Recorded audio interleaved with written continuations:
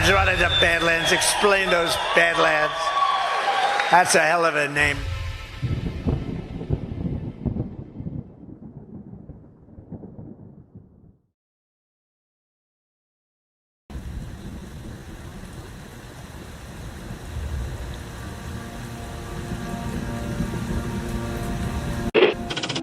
Mr. Vice President, I'm going off script again, I know, but I just want to personally thank you.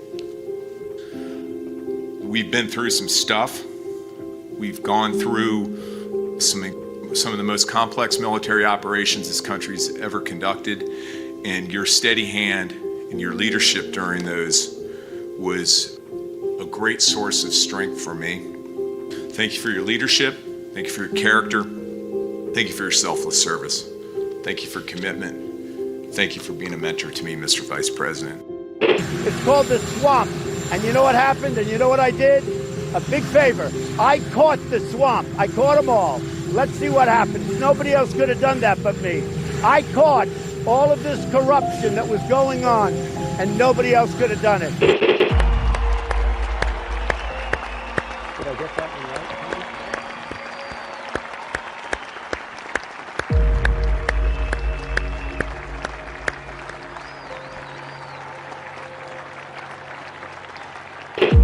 Every 4 years, we gather on these steps to carry out the orderly and peaceful transfer of power. Today's ceremony, however, has very special meaning, because today we are not merely transferring power from one administration to another, but we are transferring power from Washington, D.C., and giving it back to you, the people. For too long, a small group in our nation's capital has reaped the rewards of government, while the people have borne the cost. Washington flourished, but the people did not share in its wealth. This American carnage stops right here and stops right now. The forgotten men and women of our country will be forgotten no longer. From this day forward, a new vision will govern our land. From this day forward, it's going to be only America first. This is a president of the United States who is a danger to the Republic. America first. He knows he's an illegitimate president. The oath of office I take today is an oath of allegiance to all Americans. The great Trump recovery. America will never be a socialist country. I will fight for you with every breath in my body. Russia, Russian, pro-Russian, Russian, the Russians. Russia. And I will never, ever let you down. A dangerous virus is spreading rapidly in China, and U.S. officials are very worried that it could come here. This is really the worst attack we've ever had. This is worse than Pearl Harbor. This is worse than the World Trade Center. There's never been an attack like this. The time for empty talk is over. Now arrives the hour of action. What they're doing is using COVID to steal an election. Together, we will make America strong again. You know what it's about? Fraud, fake ballots.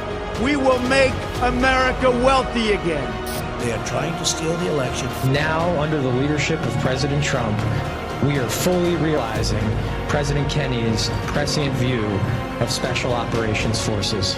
We will make America proud again. And watch, please, those mail-in ballots. We will make America safe again. And in millions and millions of ballots. Their vote is under what they thought they needed. They're dumping more ballots in there, okay? And yes, together, we will make America great again.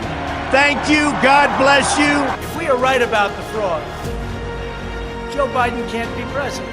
Congress, the chair declares the joint session dissolved.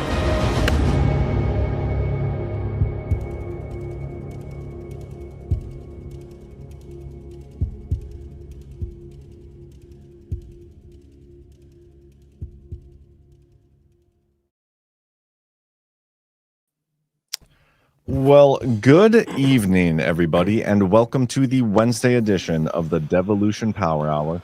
As usual, and unfortunately, I am joined by Burning Bright, my co-host. How are you doing, BB?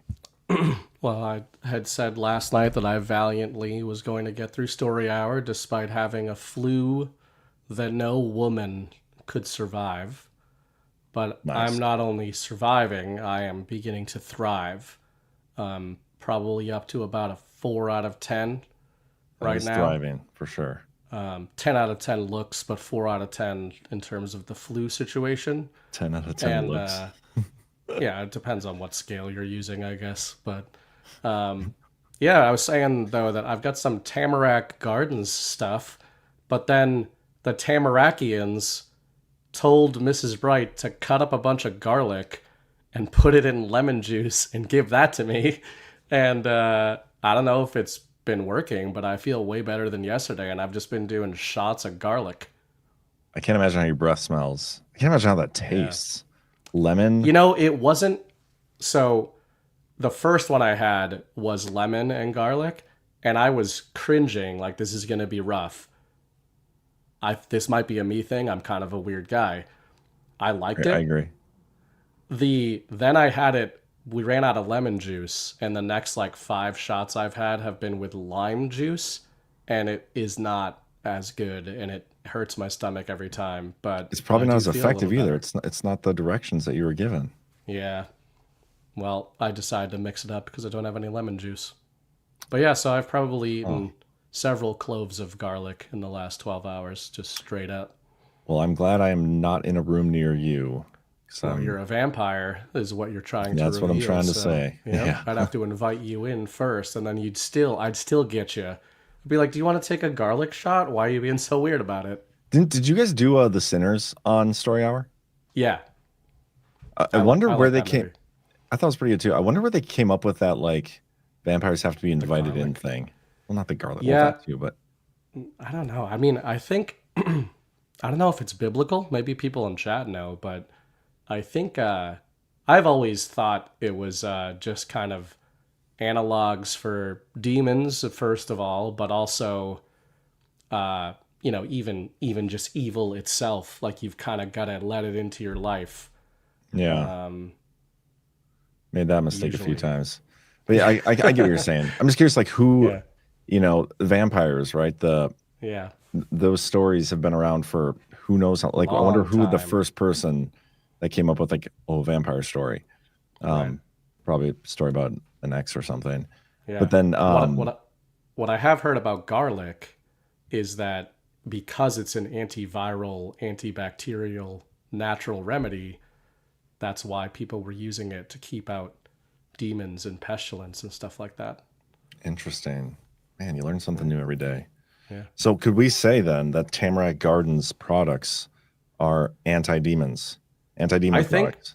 strongly. Yeah, as long as I make a full recovery, which we don't know yet. This Yeah. could go either way right now. But for now, it's looking good that I will not succumb to possession or anything else. That's good. Tamarack Gardens. Yep. Exercise those demons, everybody. And they're not even a sponsor tonight, but that's a glowing endorsement. We should send it to the Vatican for their exorcist department or whatever. I also did take their actual product, Lung Life, which was Maybe that's why you're soothe feeling my better. throat as well. But they were like, you should also eat some garlic, which I respect. On the real subject of them being a sponsor and they have their products, I really like when a sponsor is like, you should take this thing that we make and we think it'll make you better, but here's some other stuff you can just do yourself. Yeah. That will make you feel better too. That's Unless they're pretty cool. trying to make me sick with the garlic. To heal you. So with I the- need to take their, yeah. So maybe it's a little TBD on Could be the a sick rug. front. Is the rest of the household sick or just you? Just me, thank God, so far. Hopefully it stays that way. Yeah. Nice. What's going on in my life? Yesterday was my kid's Christmas concert. Nobody's sick here, but it was really fun. My Already? kids are That's early. Yeah, I thought so too. My kids, though, my daughter, it was her first time in the big show. Normally, previously she was in little preschool Yeah. thing, but this was her first one on the big stage with the whole grown-ups or the older kids and stuff, and she was so excited. But then she was sitting there during some of the songs and just like playing with her lip like this. I have like some great videos. She wasn't even singing, but whatever. We talked about it afterwards. So not taking it seriously, and just... well, we talked afterwards, and she wasn't supposed to be singing those parts. Right. So she sang every time she was supposed to, which I believe. She's a very good student. So, but yeah, it was really funny. That was cute. I thought I had one more other story I was going to tell, but I don't remember. So we could talk about the news stuff. Tonight's show should be interesting. We are going to discuss. There's a new Durham situation. Not really. I don't know. I'm torn on it, and we'll talk about it when we get there because it's from Paul Sperry, who sometimes he's good, sometimes I'm not a fan. Actually, most times I'm not a fan. Kind of gives some grifter vibes, but he does have sources. He's in DC, and Derek Harvey is quoted in this article quite a bit, so that's interesting. But one of the things he says from an anonymous source, if true, I think kind of throws Durham fully under the bus, or fully turns him into a rug or something. I don't know how you describe it, but we'll talk about that. According to the source, right? You're saying in that framing of it? Yeah, according to the source, who we don't even, it's an anonymous source. Yeah. Who his how do they say that? Who asked to be anonymous or whatever for a safe, I don't know, whatever. Asked to remain anonymous. Something like that. So we got that. I also kind of want to talk about Trump's Monroe Doctrine thing that he put out, his proclamation, because I thought that was interesting. I love that. I have more. We talk about the income tax stuff. Russia stuff. Russia stuff, yeah. I think I can tie the Russia stuff on the back of the Monroe Doctrine because I actually think there was a tell to those ends yesterday. I'm sure you can. You can tie the Russia stuff to anything. Tie it to anything, man. I know you talk will. About vampires. And I know you do. Let's get quick word from our sponsors. I see Miss Bright in the chat, so I'll lose my shiat if you get my sick burn this week. Why is that? Probably just parenting. I don't know if it's the teeth again. Every time we're like, surely it could be the teeth. One starts poking through. But I don't know. This past couple of days, he has decided that he's going to book it all around the house and open everything. Like we put his toys in front of him and he's like, those are gay. And just was opening drawers and opening cabinets and all kinds of stuff already. Dude, you should be thankful because kids that like toys are super expensive kids. But kids who like sock drawers, that's a gift that keeps on giving. What he likes doing is just opening things and taking everything that's out. Oh, that's and just hilarious. Putting it on the floor. Yeah, it's hilarious because it leaves you guys a mess to pick up. Oh, I love that kid. That's great. Also, we could spend like an hour or two talking about Emerald Robinson if you want. People really enjoyed our last episode. I'm a little Emmy'd out on that, but that was fun. I thought that was fun. I thought our chat was having fun with that. Yeah, for the most part. You know, I very few feelings were hurt in the process. I think there's a lot of adults in our audience who were able to get on board with how we were approaching that. Again, okay. I think, you can think there's larger plans going on without cheerleading for everybody who says they're part of those plans. Yeah, I said we weren't going to. I was joking when I said we're going to talk about it. I said, no, we don't need that. My girlfriend's in the chat and she is besmirching me a little bit, to steal your word, saying, I think she's talking about my socks, saying that I do that and still leave them all open. Probably talking about putting them on the floor, but I'm assuming she's referring to my dirty socks, which I don't know of a single person who like puts their dirty socks together when they put them in the hamper. That's not a thing. Yeah, that's stupid. It's not because then they don't get washed properly and by a woman, of course. Oh yeah, I don't do laundry. I don't wash my own clothes. I mean, and I don't put the socks in the drawer. She does that when she folds them. So exactly. So they're always. It all together. works out fine for us. I mean, sounds like what you're talking about. Complaining. We should, for the outro tonight, we should play that video. If I can find it. The one of the guy was like, "There's this magic table, and everything I put on there just gets put away, like dirty laundry, pizza boxes, garbage, plates, dishes. You just put it on this table, and it's magically clean the next day." That's super funny. The furthest I go is I deliver the baskets of either clean or dirty clothes to the woman at times, and then I'm like, do you do this? You do the rest of this. Here, I'm going to play the video now. before I forget. Hold for processing, guys. It's too good. And then we'll get to the sponsor, and then we'll get to actual content. This is the content that people So are here did you for. say you were going to make dinner? I couldn't remember. What? I just wish you'd take some initiative and cook your own dinner for once. I've been at work too, you know, and now I get to come home and pack the dishwasher and then unpack the dishwasher and cook dinner and put the washing on. And you know what? I can't continue to live like this because it's not me. Hey, relax. It's going to be all right. How? Here, I'll just show you. Okay, I've been doing this since we moved in. See this basket thing? I don't know how it happens, if it's the house or what, but any dirty clothes you put in this basket, somehow the next day they're just clean, folded, and in a perfect pile on your bed. You're not serious. I couldn't believe it at first either. Keeps happening. That's why I didn't tell you. I didn't want to jinx it. You are insane. Try it, you'll see. Unless it's only chosen me.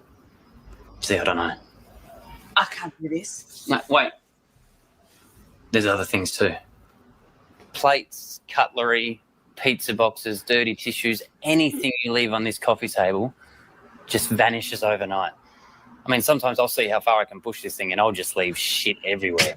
And then sure enough, the next day, it's all gone. It's just vanished. It's magic. No, she wouldn't have left me. This is what I think happened. I heard her get up in the middle of the night to get a drink or something. She must have fallen onto the magic coffee table and just vanished. Are you insane? No, he's not insane. I've got the same coffee table at home. That's our lives. Yeah.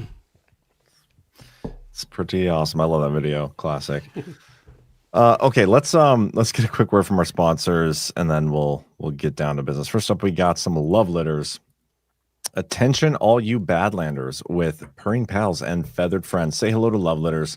100% pure kiln-dried wood, free from chemicals, and oh so kind to Mother Earth. No dust, no mess, no toxins. Just a lightweight solution that's gentle on your wallet and even gentler in your home. Their biodegradable litter is crafted from wood destined for landfills, giving it a new purpose in your pet's life.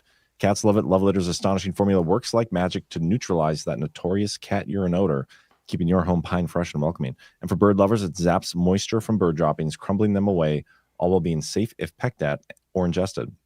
For reptiles and critters too, their mix is crafted to dilute the pine scent, ensuring those little lungs stay happy and healthy. Plus, every 30-pound bag of Love Litters will last up to 6 months, saving you some money. You can transform your pet care routine today. Visit badlandsmedia.tv/litter. That's badlandsmedia.tv/litter, and breathe easy with a litter that loves your pet as much as you do. Thank you to Love Litters. They've been great to us. Good people, great products.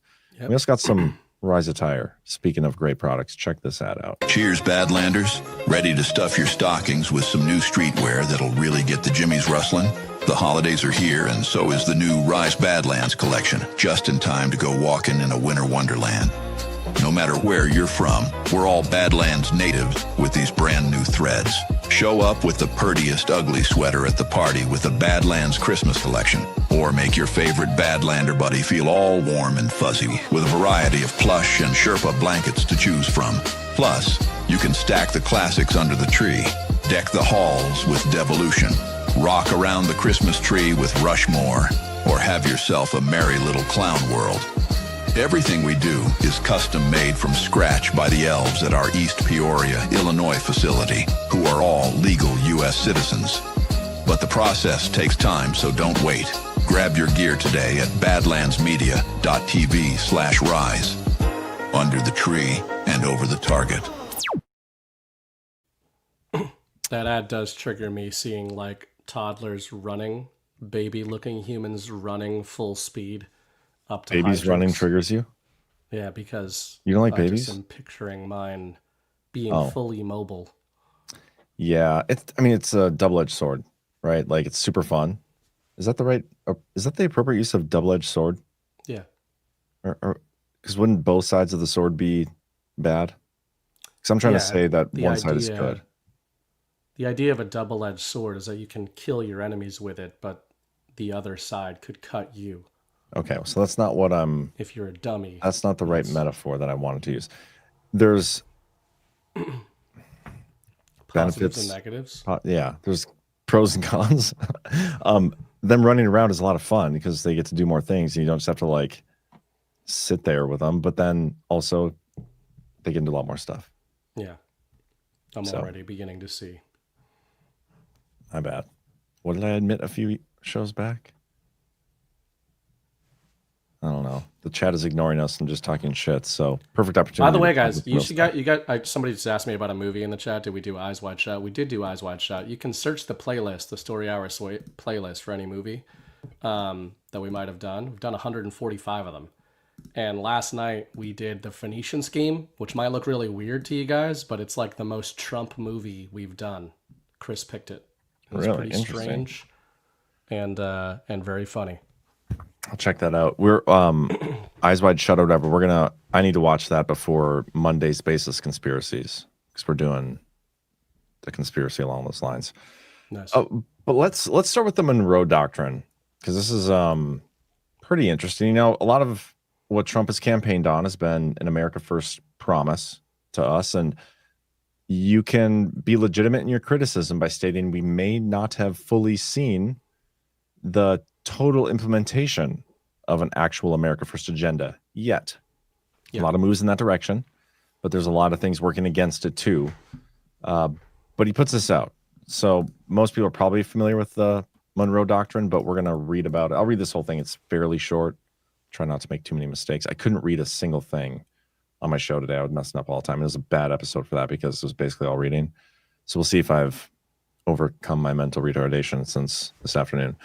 On December 2nd, 1823, the doctrine of American sovereignty was immortalized in prose when President James Monroe declared before the nation a simple truth that has echoed throughout the ages. The United States will never waver in defense of our homeland, our interests, or the well-being of our citizens. Today, my administration proudly reaffirms this promise under a new Trump corollary to the Monroe Doctrine, that the American people, not foreign nations nor globalist institutions, will always control their own destiny in our hemisphere. I do like the addition of the globalist institution. That's very on brand with a lot of the things Trump has said over the years. It's good shit. More than 2 centuries ago, President Monroe proclaimed before the United States Congress what is today known as the legendary Monroe Doctrine, a bold policy that rejects foreign interference of faraway nations and confidently asserts the United States leadership in the Western Hemisphere. The American continents, by the free and independent condition which they have assumed and maintain, are henceforth not to be considered as subjects for future colonization by any European powers. President Monroe professed, with those mighty words, every nation knew that the United States of America was emerging as a superpower unlike anything the world had ever known, and that nothing could ever rival the strength, unity, and resolve of a freedom-loving people. In the centuries since, President Monroe's doctrine of sovereignty has guarded the American continents against communism, fascism, and foreign infringement. And as the 47th President of the United States, I'm proudly reasserting this time-honored policy. Since I took office, I have aggressively pursued an America First policy of peace through strength. We restored U.S. privileged access through the Panama Canal. A lot of people forgot about that story, by the way. We are reestablishing American maritime dominance. We are disrupting non-market practices in the international supply chain and logistics sectors.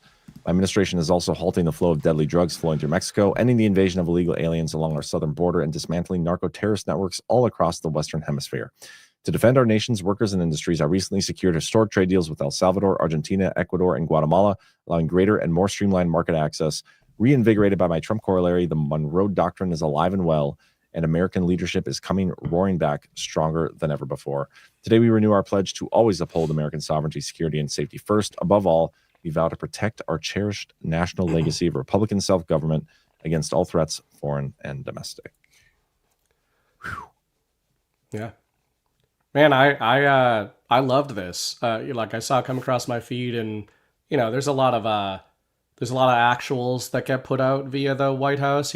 Presidential actions, obviously, which you're big on, and a lot of these kind of statements, I think, are symbolic. And you can argue that this is I'm willing to concede that. But I really liked this one as I was reading it. And then, of course, you go back into the original Monroe Doctrine. I was doing that today. And what I think there's a few things going on here. I mean, on a symbolic level, it's in keeping with the America First kind of theming and all that, right? But this reads as a renewed threat or shield to me against Europe, and more so against what Europe represents. And the big theme of my writing this year, a lot of it has been still about Russia, but a lot of that has really been focused on NATO, which I like that you pointed out. He singles out globalist institutions.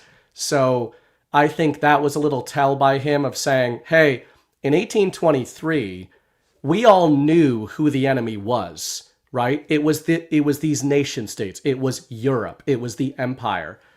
We understand in 2025 that the form of that empire has changed, but we still know what it is. Yeah. We still know who the invisible enemy is.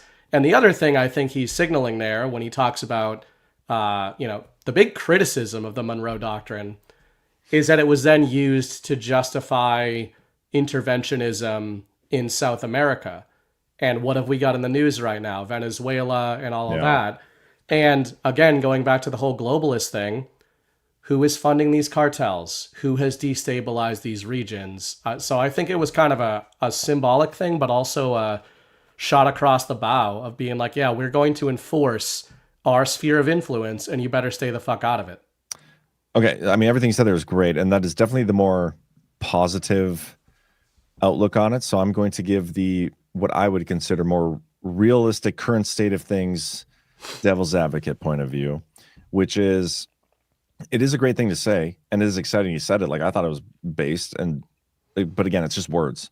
And if you look at the actuals of what we're going through right now, it's hard to say that, he is reaffirming the Monroe Doctrine when we have a foreign country, just in one example of Israel, who owns half our politicians, right?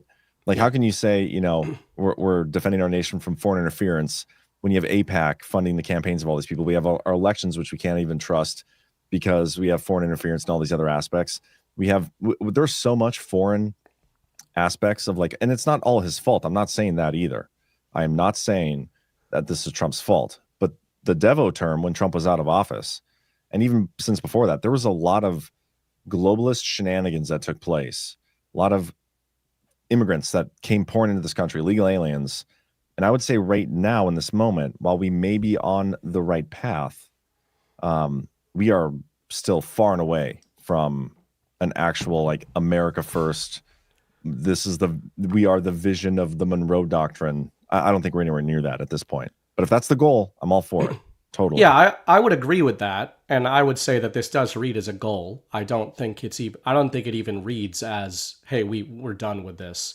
But I would also say, I could agree basically with everything you just said, especially in terms of US politicians in Congress, while we always separate Trump from that. For sure. And to me, something like the Monroe Doctrine, I think your point stands, but I also liked this because I think it really is all encompassing, and it's Trump speaking as the commander-in-chief of the United States, not the government.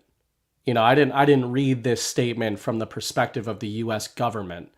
I read it from the perspective of Donald Trump.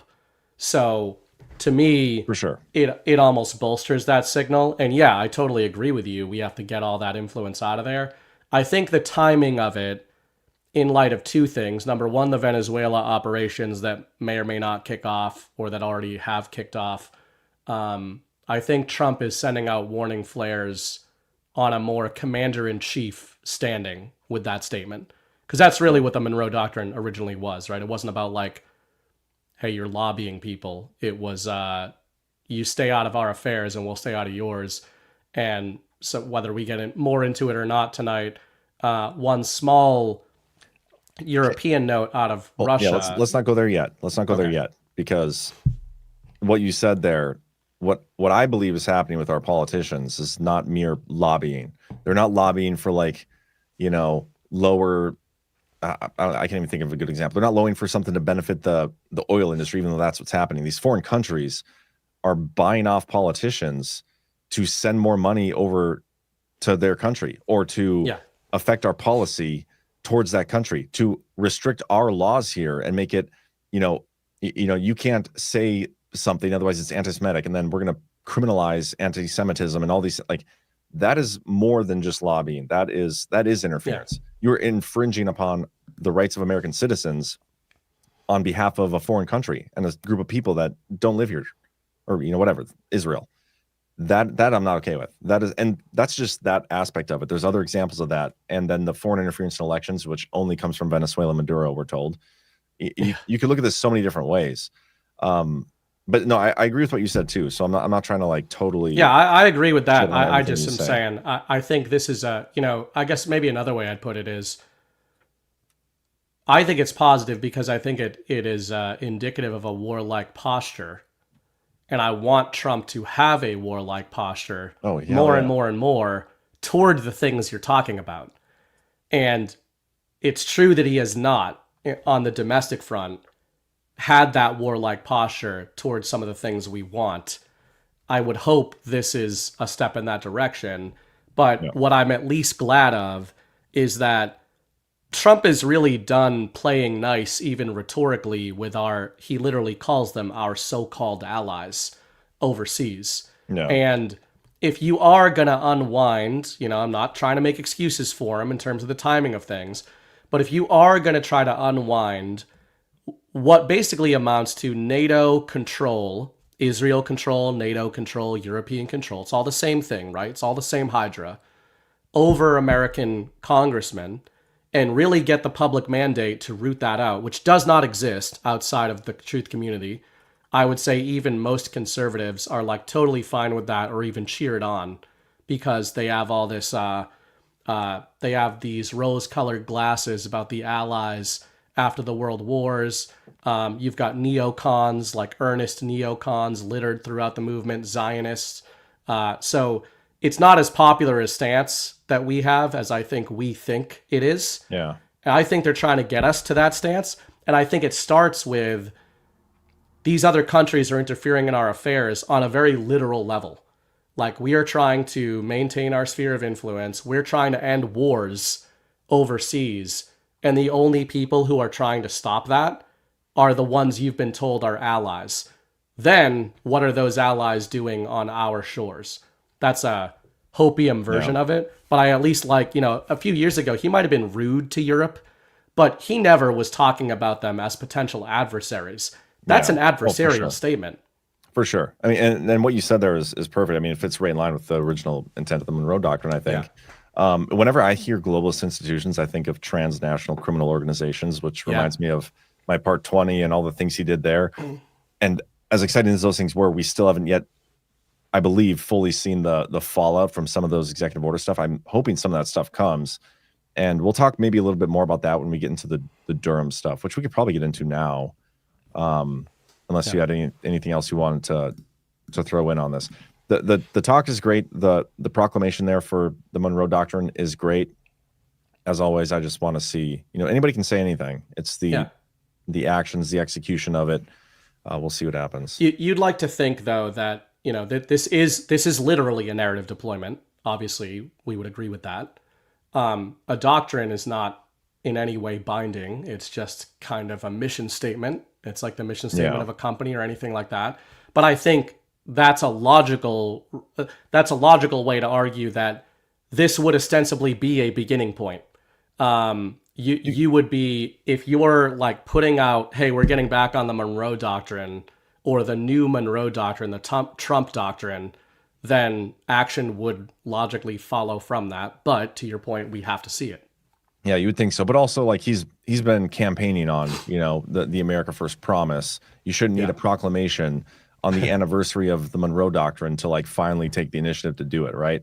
And that's the one side of this where it makes me just think, okay, this is just your standard presidential proclamation that you put out there, kind of like an advertising thing. Every year on the anniversary on Independence Day, they put out a presidential proclamation reaffirming our independence. And, now I hereby declare that, Britain sucks and all this. Like, every time there's an important holiday, they put out something like this. Now, I did look, and this is the first time that I could find anyway, that Trump has referenced the Monroe Doctrine. Mm-hmm. So that is more interesting, but it is the 250th anniversary or 200th or some, what did I say? 250, but he's talking about 250 of America. Yeah. Okay. I mean, you could do so we're many heading into things. 2026, and we've been talking about that for a couple of years. I know Chris has been talking about that. Everybody knows that 2026 is the 250th, but there's a lot of, if you want to like read into comms and everything, there's been a lot of indicators going back a year that they see 2026 as a massive pivot year. Oh, for and sure. even if you, I don't even think that's hopium, because even if you want to take like normie talking points, normie politics talking points, they have to, because if I want to lob one piece of criticism, I think I understand why they do it, but my criticism of Trump's communication in 2025 is about the economy. Now, granted, I always look at what Scott Bessent says, because he basically says what's actually happening. Trump says just lies all the time about it. And, I'm being harsh there. I understand why Trump is trying to say that the economy is good, but it's kind of what you're saying about the Monroe Doctrine thing. It's literally just not. It's not in any way. That's what I've been saying forever. Like this entire administration, we have not yet seen it rebound. Yeah. And it is okay when Scott Bessent then says, listen, these policies we've implemented have these lag effects. Look at these metrics. Look at these metrics. Quarter 1, 2026, let's look at those metrics. That all makes sense. But it's like we talk about with a lot of these things. Unfortunately, I think the reason that Donald Trump and them have chosen to communicate in the style that they do, and I don't like it, is that they understand that the American people are infantile children who can't, the normie layers cannot be spoken to like adults. If you talk to them and you say, listen, guys, like imagine selling the American people on, listen, we're going to enter a period of austerity, and that requires, we're all going to have to make some sacrifices, even though we actually fucked all this up. We, the government, fucked all this up for you. You are going to have to make a lot of sacrifices during this transition period, but stick with it, because this is where we're going and this is how it's going to work. They can't say that because it wouldn't work. Everybody would riot about that. Because you can tell this when you talk to a normie, and it's like you can't start explaining tariffs for a minute before they start like having a meltdown about it. Yeah. Well, no, I understand what you're saying. I'm just, and this isn't me playing devil's advocate. This is just me, like, this is my thoughts on it. And it's more so like, I feel like we could handle the truth. I feel like we're at that point. We can. Yeah. I'm thinking like, okay, if I'm trying to think of a good metaphor here, and I don't know why I'm sucking at normally my metaphors are just so spot on and brilliant, but tonight I'm just maybe a little off my game. I don't know. But imagine like your coach, basketball. Okay. We'll use basketball. You are at a basketball practice and your coach is making you do crunchers. Nobody likes crunchers. Those were the worst. I don't even know if you know what those are, because you weren't a basketball player, were you? I did play basketball. Actually, I won the 1999 championships and scored 1 point, remember? Oh, that's right. Crunchers, you run free throw line back, then half line back, and then... We used to call those suicides. Yeah, same thing. Crunchers, suicides, they go by many names. So you're sitting there running a cruncher, okay? And somebody's like, this is awesome. Things are awesome. You're not tired. Like, things are great right now. Just keep running. Whatever. Keep giving you excuses, telling you everything's fine. You're not tired, all these things. But inside, like, this is the worst. I want to kill myself. Where if you'd have just been like, we're going to do 20 crunchers. It's going to suck for a little bit, but by the time you're done, I'll give you $100 or something. I would have more easily gotten through the time period than this guy lying to my face, and then at the end of it, we may not even get the $100. You know what I mean? Like, I just feel like if you would tell me like, hey, we're going to go through a period of suffering right now, but at the end of this is the plan, and I'll show you how we're going to get there and why it's going to work and all these things, I'd be willing to go through it, instead of him just sitting here like, yeah, everything's great, when I disagree, man. I disagree. Yeah, so, and I think I agree with that. That's why I wasn't trying to say that I defend it. I'm just trying to say they're obviously communicating in this way. Obviously, that's what they're doing. I'm just trying to handicap, why do I think they're doing it? And I think they're doing it because they've obviously come to a different determination than me. That doesn't mean that I blindly accept that that's the correct determination they've come to. I'm more about the tough love, angle because I think it works as long as it's fair, right? As long as it's fair and it's honest. If you're just like beating the kids, it doesn't really work. If you're Bill Belichick, it has a shelf life. That kind of negativity, all seriousness all the time, warlike posture. So I get why Trump has the demeanor he does. But, you know, it ultimately, it does come down to the players, right? The American people are the players. And you can see that there's coaches, to use your analogy, who want to take the approach you're talking about, and then their players are soft and weak and they crumble. And then they get the parents to fire the coach or the owner to fire the coach. That's happened on the Bruins team like 5 times in the last decade because they're a bunch of pussies now. Bruins' parents got the coach fired? Yeah, pretty much. Actually, that literally did happen with Bruce Cassidy because Jake DeBrusk's dad was like leading the charge to get rid of him because he was mean to Jake because Jake's a pussy. But anyway, besides that, you know, I think it's kind of like the American people writ large are suffering from the gentle parenting era of politics, which is ironic because it's been the most evil era of politics, but they brand it in gentle parenting. Everything is good all the time. So as Rich Higgins would say, that's the battle space Trump is operating in. But I do wish it's like, hey man, you know, because if you want to make a logical argument to the quote unquote patriots of why they should pivot that messaging, it does start to backfire after a while if you keep saying bad things are good things and everybody in the public is like, but that's not true, Donald. Yeah. So, you know, they better be right about that 2026 pivot and we better be right about that switch, because if you don't flip it at some point, people are just going to be like, well, fuck you. Why did I even bother? Yeah, but they're not talking about the pivot. Like the things that the messaging that is getting to the people isn't talking about the pivot. And that's the downfall of this. We're a different breed because we're looking for the signal and the noise. All these other people are getting our noise if they're paying attention at all. Some people might not even be listening to what Trump is saying, except for when, you know, mainstream media comments on it. And that's not good because they're only going to hear like, yeah, Trump once again says this, but here's, you know, your experience is different. That's not going to be okay. But that is what it is. One thing Ghost pointed out, or comment he made, which I think is great, says watching how many people in MAGA movement cheer for regime change in Venezuela is highly disappointing. The MAGA movement, you know, and this whole America First rebrand and all those things and the Monroe Doctrine, yet how many of these people are like, let's go get involved in another country's sovereignty or whatever, get involved in their business and whatever. Did you see the Rand Paul and what he put out? No, I just saw people mentioning him because all I saw was Trump shared a text message from him a couple nights ago. Oh, I didn't even see that. Yeah, I saw because Trump was like doing one of those kind of annoying floods of 100 random things. Yeah. But lost in that flood was what looked like a text message from Rand Paul that was like, "Hey Trump, I know we haven't seen eye to eye lately, but I really think you should help us out on this this bill." I forget what he was talking about. I think it was a medical insurance type of thing. So dumb.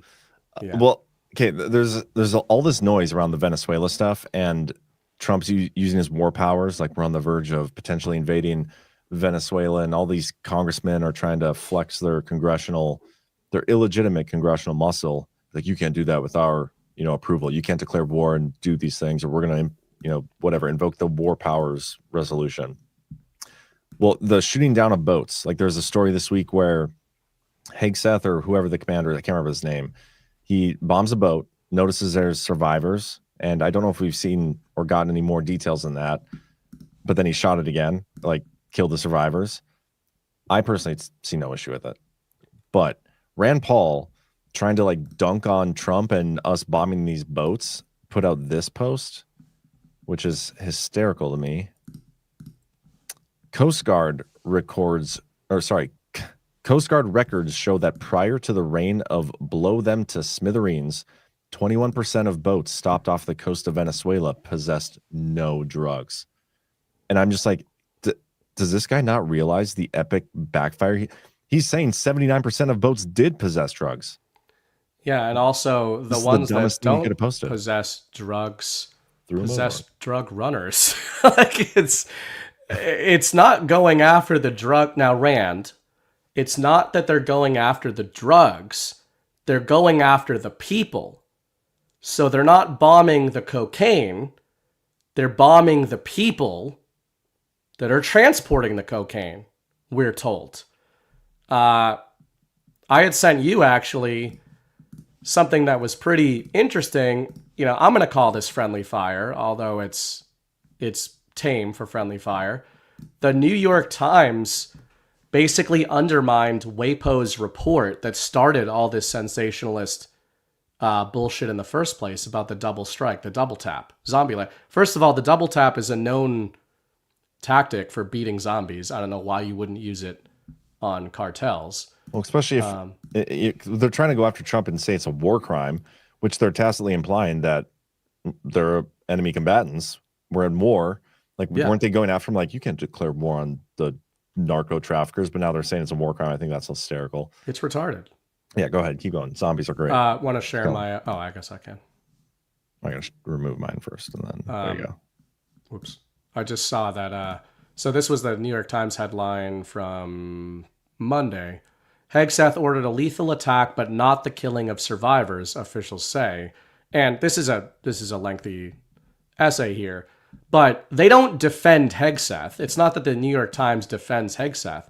But the whole essay the whole report from the New York Times completely undermines the entire report from the Washington Post that started all of this, which was quoting unnamed people, all the usual wrap-up smear shit, right? Where WAPO puts something out, and then politicians like Rand Paul start quoting from it, and they're like, did you hear that Hegseth was like, kill those filthy mongrels, I saw one of them twitching, or something equally ridiculous. Kill them all, I think was the quote that was alleged to have come from Hegseth. The New York Times said that they could not verify that happened. Do I trust the New York Times? No, not at all. Do I trust any of these unnamed sources? No. But when you have the paper of record in the U.S. undermining one of the other papers of record in their big takedown piece of Hegseth, it just shows you that the unity that we saw in the narrative apparatus of the enemy has really dissolved, and they really seem to be operating as kind of independent actors here. There's not these like coordinated, hey, we're rolling out Russiagate, now we're rolling out this, it kind of always seemed that way. One paper would come out with a report, the other one would corroborate it and add their own thing. Now it's like the New York Times is like, no, don't read that WAPO shit. We've got the real takedown on Hegseth, but you'll take it more seriously because it's more mature. Yeah. Did you see the SignalGate stuff, the story that came out today?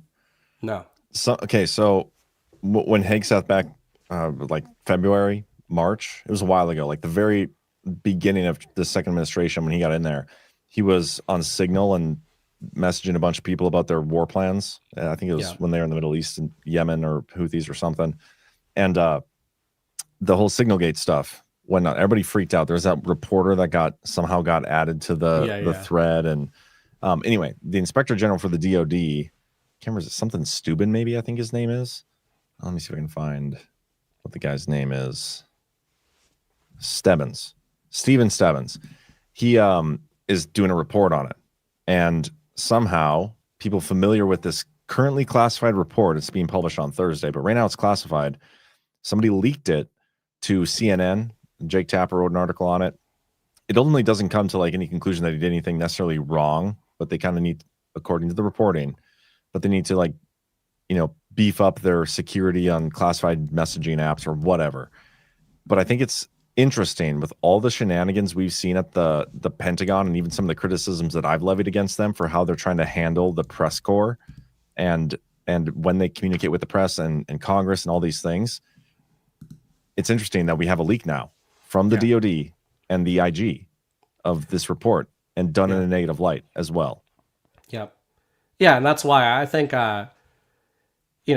Chris always uses the term TV characters, whether he's talking about like openly anti-Trump people or a lot of the people in Trump's cabinet. And I would agree with that, but I don't always see that as a negative thing. I'm not saying he does necessarily, but Hegseth has been a pretty great one, just in terms of, besides his actual role, Secretary of War. On a narrative level, I think Hegseth has been great because he's acting as like this fly trap for all this stuff, right? When you're talking about these leaks and everything, it's like they really want to go after him. And I think it's because they see Hegseth, perhaps mistakenly, as a really easy target. Like maybe they see him as the Fox News guy and he's former military. He's got that machismo sort of reputation, Christian kind of nationalist leanings. And I think they see him as weak and vulnerable. And I think that's a mistake, because when you bring up the Signal stuff, I mean, I forget which journalist that was that was mistakenly added to the chat. But I mean, come on, at the time we were like, really? That seems like probably that journo got added to the chat and everybody in the chat knew Jeffrey Goldberg. So of course it's a Berg. And he's been involved in many hit pieces over the years. I think he's an Atlantic guy. Yeah. That's written some of the over there.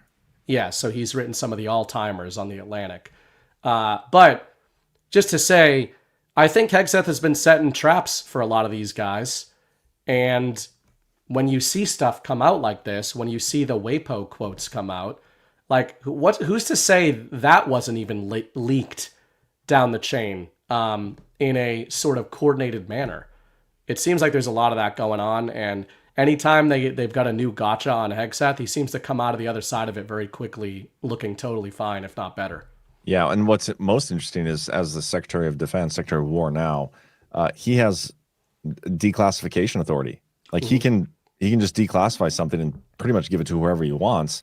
Yeah. And so that alone is kind of justification. And the way CNN, they try to like make it damaging towards Hegseth, while also presenting a story in which the IG report doesn't actually find that he did anything necessarily wrong, but you can tell that it's more critical of the using of Signal in the first place, which is totally understandable.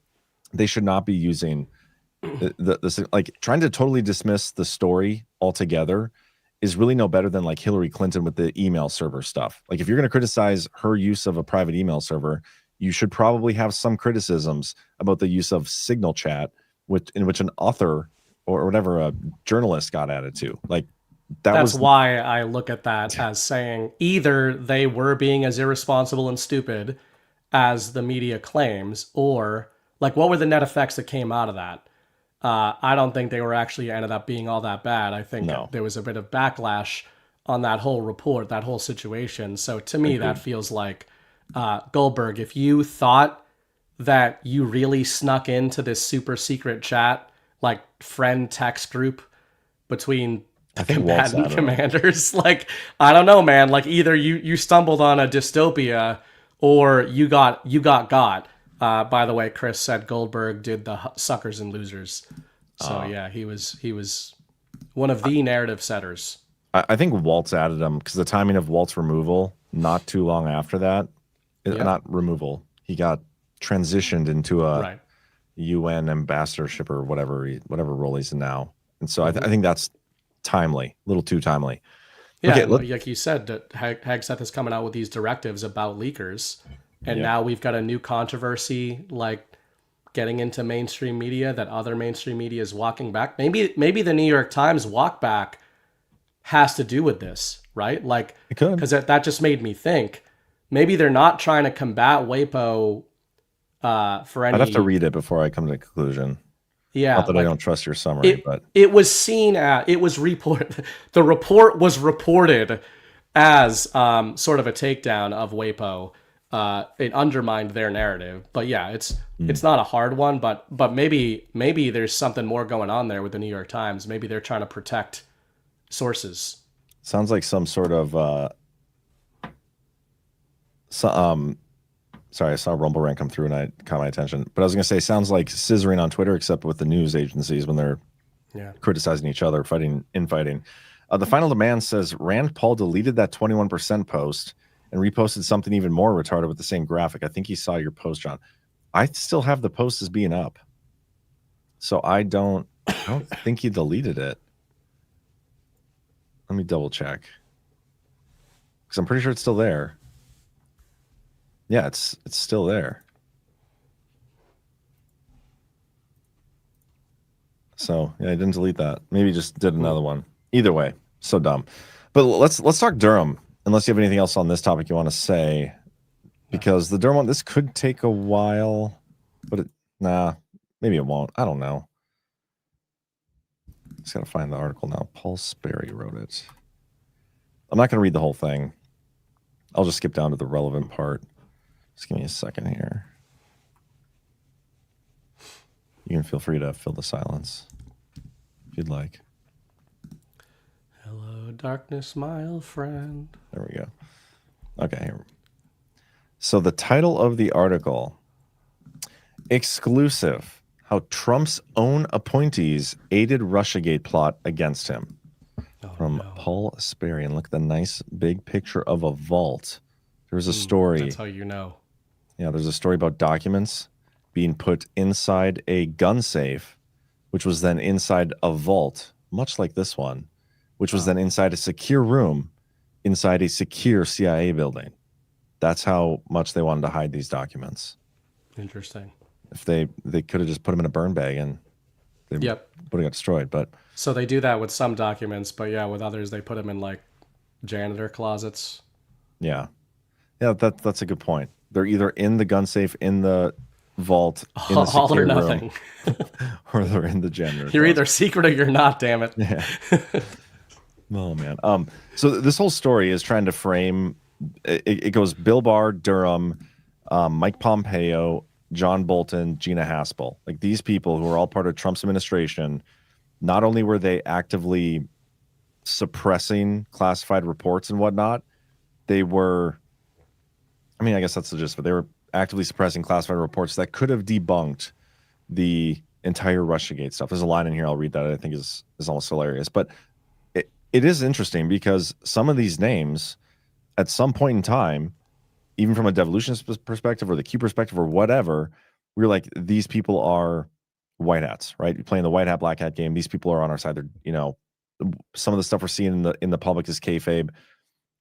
The longer some of this stuff goes on, the less credence I put into some of those theories. But the John Durham one is the most interesting one to me.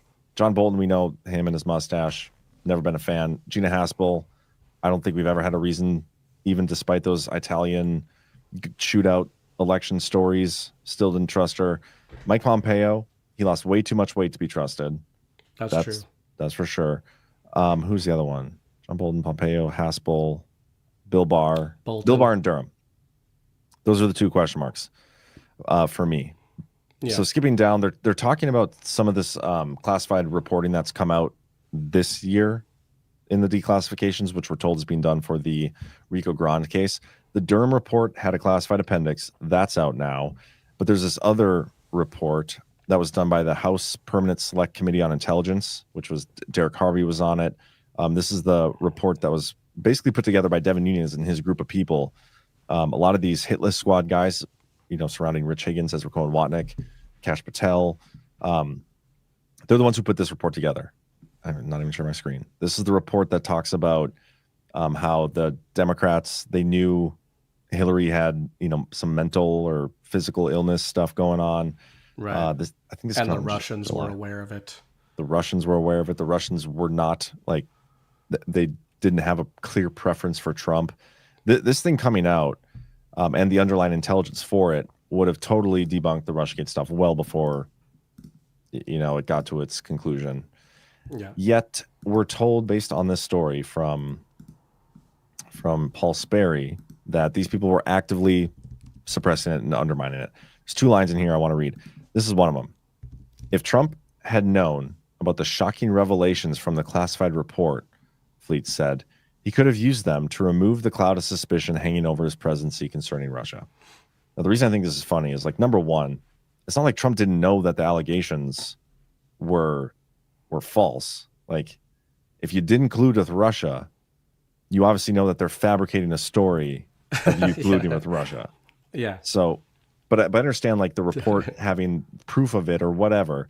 But if you if you remember back to that time, there was no amount of proof that could have been made public that would have actually swayed the mainstream media into reporting it accurately. They would have just stopped talking about it and moved on to the next thing. They would have moved the goalposts, which is what they did when this story eventually reached its semi-conclusion with the Mueller report coming out. They moved on to impeachment and then COVID and all these things, election interference. Story goes on.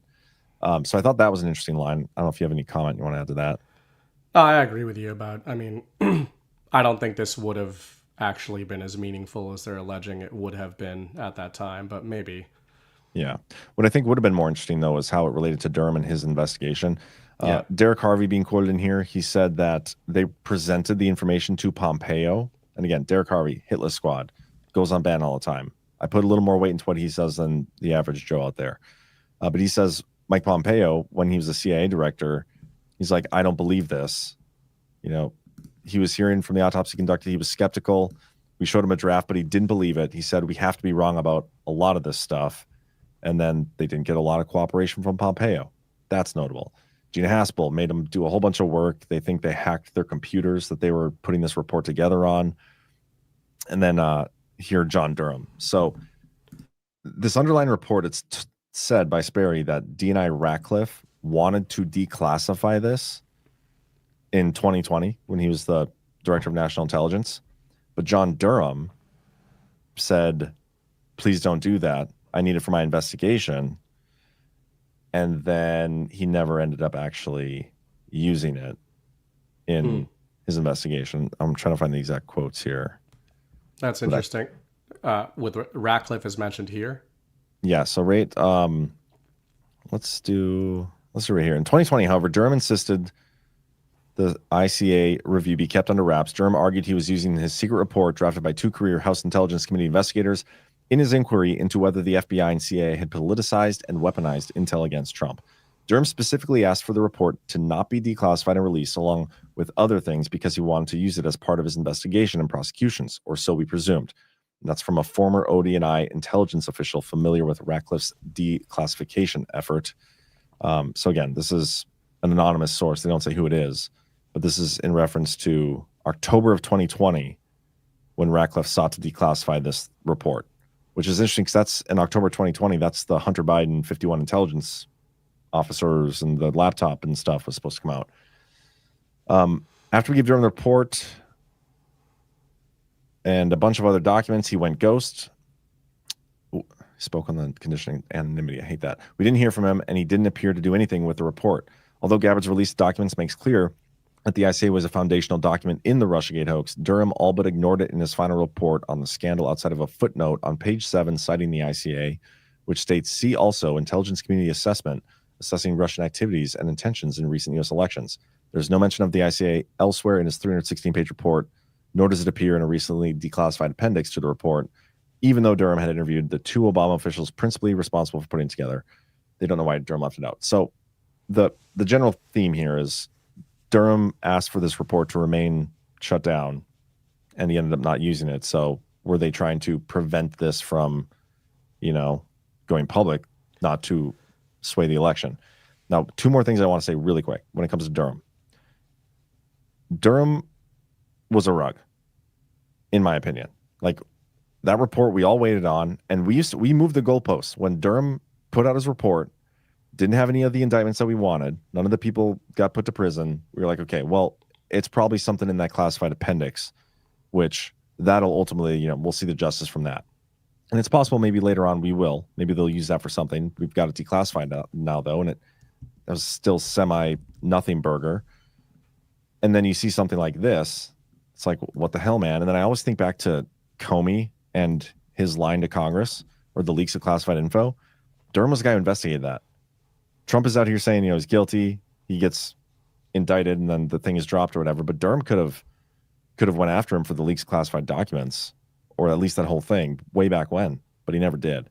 So at some point, you have to wonder: is this more kayfabe? Is this, building to something bigger, or is it possible we've been wrong about Durham? And like, what if we saw Durham get subpoenaed for the Rico Grande case coming up? I just think these are questions we need to address at some point. We can't ignore it forever. Yeah, in fairness, the people who are not willing to believe that we could have been wrong about Durham would just say that him being subpoenaed is part of the plan to get the information out of him. That's true. That he would not be able to give them without being subpoenaed. Obviously, that doesn't make sense. But, well, I don't think it makes sense. It's also important to say, I saw Phil Scarbo in the chat say, how do we know this report is real? We don't. I saw a couple people saying that. This is the same, this shouldn't have to be said, but I guess it does need to be said sometimes, maybe for ourselves and maybe for the audience. Like if you see us reading reports like this, Jon let in fairly with it by saying it's Paul Sperry. We don't know how much of this is true or not. Like, you have to read everything from the media, our media, their media, independent media. Yeah. And you have to read everything coming from actual government officials through that lens. They're claims. Yeah. All these reports are claims. So is the Durham report, right? It's a claim. All the Durham, positive Durham reporting are claims in the battle space. These are counterclaims, essentially, in the battle space. We don't know which of them is correct. But I think, to your point, you have to. Chris and I talked a bit about bicameral thinking last night because there's a quote in the Phoenician scheme where Zsa says, I'm not lying. I am genuinely willing and able to believe in the opposite of my convictions when necessary. And it's a great quote. I think I paraphrased it, so watch the movie for the actual quote, but that's essentially what he says. Says, I'm genuinely willing to believe in the opposite of my convictions. And that is what bicameral thinking is supposed to be. And I don't think I ever communicated what I mean by bicameral thinking well enough, because a lot of people don't understand what that is supposed to be. It is supposed to be that you can read a report like this, believing in your core that Durham is a good guy in a white hat and part of the plan, while still considering and holding on to the claims in this report and building another paradigm in your mind in which you are wrong about those claims in parallel. And you can hold on to both of those paradigms and carry them forward in time. You can do it. And it's better to do it because it's a way of protecting yourself from not just rugs and ego checks and all that, which we've all gotten a million ego checks in the info war. Everyone. Yeah. It stops you from blackpilling, and you're going to catch things that you wouldn't normally catch because there's going to be things that come out. There's going to be other claims forwarded that map onto one or the other. In terms of like which of these is true, I don't know. I really don't even have a leaning. I do think, unfortunately, we kind of mentioned this in the segment on Trump and how he communicates. There are layers to how Trump and his team have communicated going back to the first term that basically allows them plausible deniability in so many different scenarios that it becomes a hell of a web to try to untangle. So now we're seeing claims of what Ratcliffe tried to do and what Durham tried to do to stop Ratcliffe, but I don't see Durham saying anything or Ratcliffe saying anything. We've got other people saying things about Durham and Ratcliffe, and it's what gets very difficult. But I will say one thing I picked up on is I think it's kind of interesting that we've got, back-to-back reports kind of putting Ratcliffe, or rather, the Robinson report from last week put Ratcliffe in a very negative light about declassification. And this report is doing the opposite.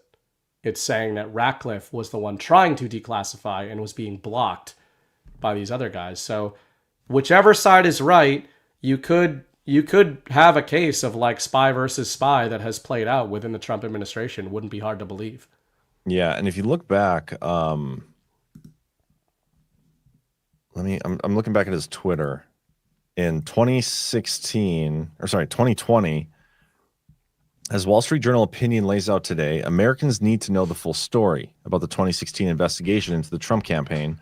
Providing the American people with transparency will build confidence in extraordinary work of intelligence professionals. So that timing is fairly interesting when you think of him wanting to get that report out. But yeah, you're absolutely right. We don't know for sure what's true in the story. I think normally anything from Paul Sperry, I'd be like, okay, he is probably regurgitating the work of somebody else for the most part. Some of the stuff is good, but I typically take it with a massive grain of salt. The reason I put more weight into it than at least the theme of the article is because Derek Harvey was in it, like I said before. And he was one of the ones who drafted this report. And again, goes on Bannon. I think he's fairly signal with the stuff he says. And go read my part 23. I have him listed in there as part of the hit list squad. That is more notable than not. But yeah, we have no reason to fully believe or take any of this stuff at face value, what he's trying to say. We don't know. But if you look at the trajectory of the Durham situation and what it's come to, like at some point we have to look at what that was and what was there in that report that got put away that will now be picked up later, other than the report itself. Like, yes, they're going to look at that and use that as the basis for, the Rico Grande stuff, because you put that with all the other stuff that's out there, you have a pretty damn good case. Yeah. But the question needs to be asked is, why didn't Durham bring more charges than, like, why did Durham bury this? I would consider it, like, if this is true, if it's true, like, that should be investigated in and of itself. Yeah. Because you buried it but didn't use it. So questions. Yeah, and that should be inarguable, right? That should be inarguable whether you're a kayfabe person or you're not. If you're not a kayfabe person, then you would say that John Durham, at the very least, failed in his responsibilities and was derelict in his duties. That's at the very least. That's the most polite reading of it from that angle. So you would want an investigation. If you are a kayfabe person, well, here you go. Isn't a report like this, or reports like this, plural, the fact that this came out in the first place, to your point, wouldn't that be the perfect shielding to bring Durham back out and get him to explain himself in these situations or reveal more information? Like, kind of in either paradigm you're looking at, it shouldn't be controversial to question these things. Absolutely not. But anyway, I just thought it was interesting. And if I'm being totally honest, on a typical Power Hour night, I probably wouldn't have even gone down that rabbit hole. But in absence of declassifications, because we haven't had any since Charlie Kirk was assassinated, they apparently no longer like to declassify documents anymore. There's nothing left, I don't think. There's no secrets left. Yeah, we got them all now? Yeah. Is that why? You have it all, remember? We were told. Oh, I think it's probably just the choice to know was mine, and I haven't chosen that yet. Exactly. That's probably what it all is. The secrets are out. Okay. Well, never mind then. I take back everything I said. Yeah. But yeah, but just been jonesing for some declassified documents or executive orders. Trump doesn't do those anymore, apparently, either. Have you looked at the presidential website? I did. I looked today. I don't look often, but I did look today. And it is pretty thin on presidential actions. Not just that. The last executive order we had was November 24th, and it was just the Muslim Brotherhood designation. It's kind of boring. And we had tariff one, and then I think the next one is November tariffs, future stuff. Like there hasn't been anything that interests me in terms of executive orders in a long time. Have you talked about? I'm sure you have, but in the last few days, he's done the whole all the other executive orders were officially null and void, because he said it multiple times. Yeah, we talked about that on Saturday. Yeah, I think we did, didn't we, Chris? Chris, are you in the chat? I'm pretty sure we talked about that on Saturday. Yeah. It's hard to remember because, like, I've talked about it at some point in one of my shows over the last week or so. I don't know. We'll see what happens. Income tax quotes. Yeah, I have I have a clip. Hold for processing. Well, here, let's do we have this quick. Speaking of, like, justice accountability, before we get into tax stuff, here's Trump talking about Jack Smith. House Judiciary Committee has subpoenaed Jack Smith. Is he using a new hair gel or something? His hair looks different. Hair looks white. Looks white, but it's Trump like looks styled differently a little bit too. It's come back to us at the turn of the tide. Maybe he's just tanner, and that's why it looks lighter. Oranger. Clearly a Helm's Deep com, John. No, probably. You're right. Yeah, please. The House Judiciary Committee has subpoenaed Jack Smith to ask about his investigation of you. I wondered, for a deposition, I wondered if you'd prefer to see that as a hearing so that the American public can see the questions and the responses more easily. I'd rather see it probably at a hearing. Look, Jack Smith is a thug. He's a failed prosecutor. He's a bad man. He's an evil man. He hurt a lot of people. Forget about me. You know, I do this stuff, but I got indicted many times by a guy that they were dismissed. He's a bad guy. He's a sick man. There's something wrong with him, actually. I think Jack Smith is a sick man. There's something really wrong with him. I'd rather see him testify publicly because there's no way he can answer the questions. But Biden knew this was going along. Kamala knew it was going along. And there's a lot of things happening right now that they don't like. One of the things is the auto pen. Everything he signed, almost, with the exception of the pardon of his wonderful son, Hunter, just about everything he signed was not signed by him. He had no knowledge of it. He didn't know what it was. People sitting around the beautiful Resolute desk knew exactly what it was. And those people are guilty, in my opinion, of a major crime. Everything that was signed by that auto pen, the man operating the auto pen, and I'm sure there are more than one because I think some of the people can operate it themselves. Some of the high-level people operated themselves. They would just go in and sign his name with an auto pen onto very important documents, not only pardons, but policy, maybe CAFE standards, okay, as an example. Who signed CAFE? If you ask Biden, what's a CAFE standard? He would have absolutely no idea. So he'd say, where is the cafe located? The guy didn't know anything. Look, that just shows you what a rigged election can be. But you understand what I'm saying. So yeah, Jack Smith testified in front of, got sent a strongly worded subpoena. See if he actually shows up. It's kayfabe, John. Well, it's just kind of funny that they're talking about the Jack Smith stuff. And I think we talked about this on Saturday too, a little bit. But the indictment against Comey being dropped because Lindsey Halligan wasn't legitimately or properly placed as the U.S. attorney in whatever district she's in. It's the same thing Clarence Thomas said about Jack Smith not being, legally appointed as special counsel. So I don't know. It's just interesting the timing of that. Like they're on one hand talking about, Lindsey Halligan, why couldn't she bring this? But then Jack Smith, you couldn't, whatever. It's just interesting timing. It's interesting too, because a lot of these things like that was prompted. So a lot of times Trump's most viral comments are prompted from media figures. And I often, I try to separate those things. I try to separate what are like active Trump deployments, planned Trump deployments, and what are reactions. Yeah. And sometimes he reacts to things and then he reacts to that. He reacts in the same way multiple times, which I think is signal. But, I just pay less attention to like him answering something directed about somebody specific. It's like, he obviously doesn't really give a shit. Yeah. Somebody wants us to respond to something Laura Logan said. I sent a tweet in the private chat here. I don't know if it's what he's referring to, but I'm guessing it is. Okay. Well, we can read it and discuss it. Little open letter to Trump. Strongly worded Twitter post. Okay. President Trump, after months of waiting, watching, investigating, and firsthand reporting, and by the way, this is the one, Laura Logan, didn't she just interview the Venezuela people? The CIA guy and the news guy?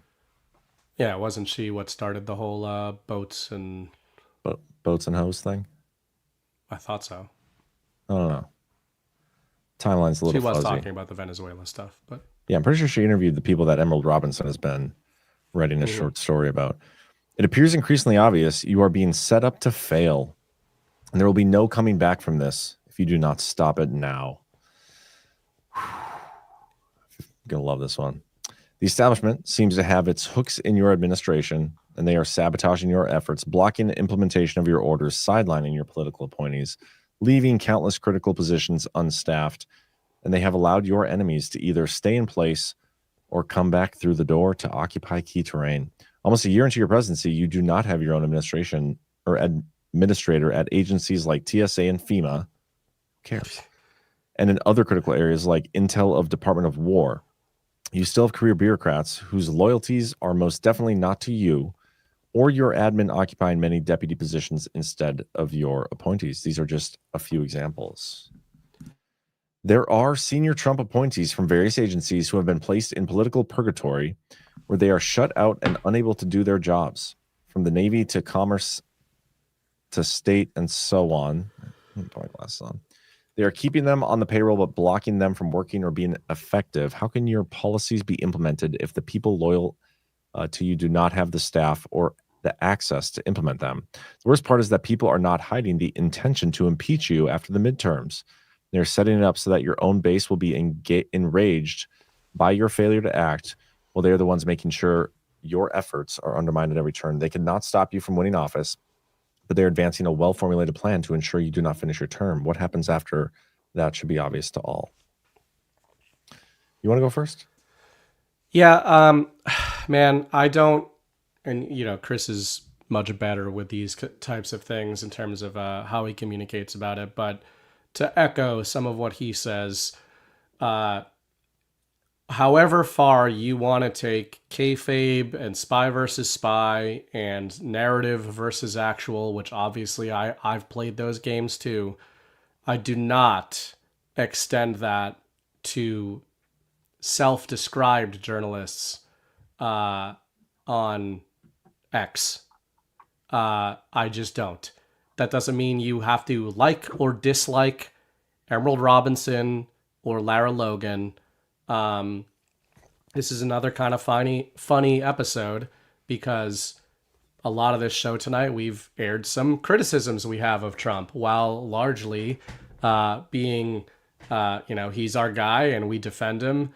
And I still believe in him and believe in what he's doing. And I don't think she's wrong in the substance of what she's saying, of saying like, hey, there are people trying to undermine you from within your government apparatus. That's pretty obvious. But what I would say Trump is doesn't know that. That's it. So the first thing is, this is what echoes the Emerald Robinson thread. These are little mirror threads of each other, I would say. The key supposition in both, the baseline, is that Donald Trump doesn't know what the fuck is going on. That is the core takeaway from here. And if you think that's part of the plan for like white hats to convince Trump's base, because that's who follows Lara Logan. My cousins who are MAGA guys don't know who Lara Logan is. Sorry. I don't care how many Twitter followers you have. Only Truth Community people know who you are. So that's the way that works.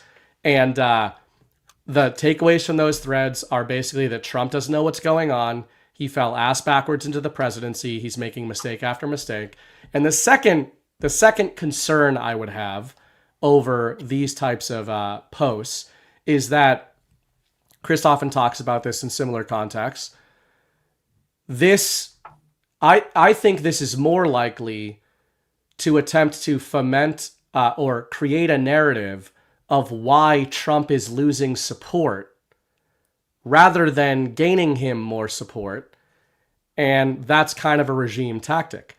And that's why I think it was last week or the week before I had played on the show that clip from CNN's poll guy to show that we're in a situation right now where what we're told are the most America first, battle-hardened, InfoWar Trump people around are saying he's an idiot and he's losing touch with the people, while CNN is saying that he's fine with the people. Yeah. So we have our criticisms too and our advice, but I think these threads come off a little differently, and I think they're more about boosting their own profile than they are about earnestly trying to get something to Trump's attention. Yeah, a couple things. One, do your cousins know who I am? One of them does. Really? Maybe one or two of them. They don't watch it. Like, they don't watch my stuff. I have less followers than Laura Logan, so I'm real humbled by that, man. They're like, we've been hearing you rant for a long time. We don't need to subject ourselves to it. A couple things. First of all, Chris in the chat says, I love when they can't figure out why agencies that shouldn't exist aren't fully staffed. Yeah, there we go. That's one. Yeah. Another thing here from Spetzel, Flynn, Logan, Byrne, Eric Prince, and a few others are stressing go now, prepping battlefield, anti-Trump op, or just their opinions. So this goes back to something I said Saturday, and I think I said it last week on my show. we discuss irregular warfare all the time, and it's a battle of narratives back and forth. The whole point of irregular warfare is to delegitimize, especially in this context, delegitimize your opponent. We're doing it to the left, did it to Trump or to Biden, and the opposite effect is you're legitimizing your own person.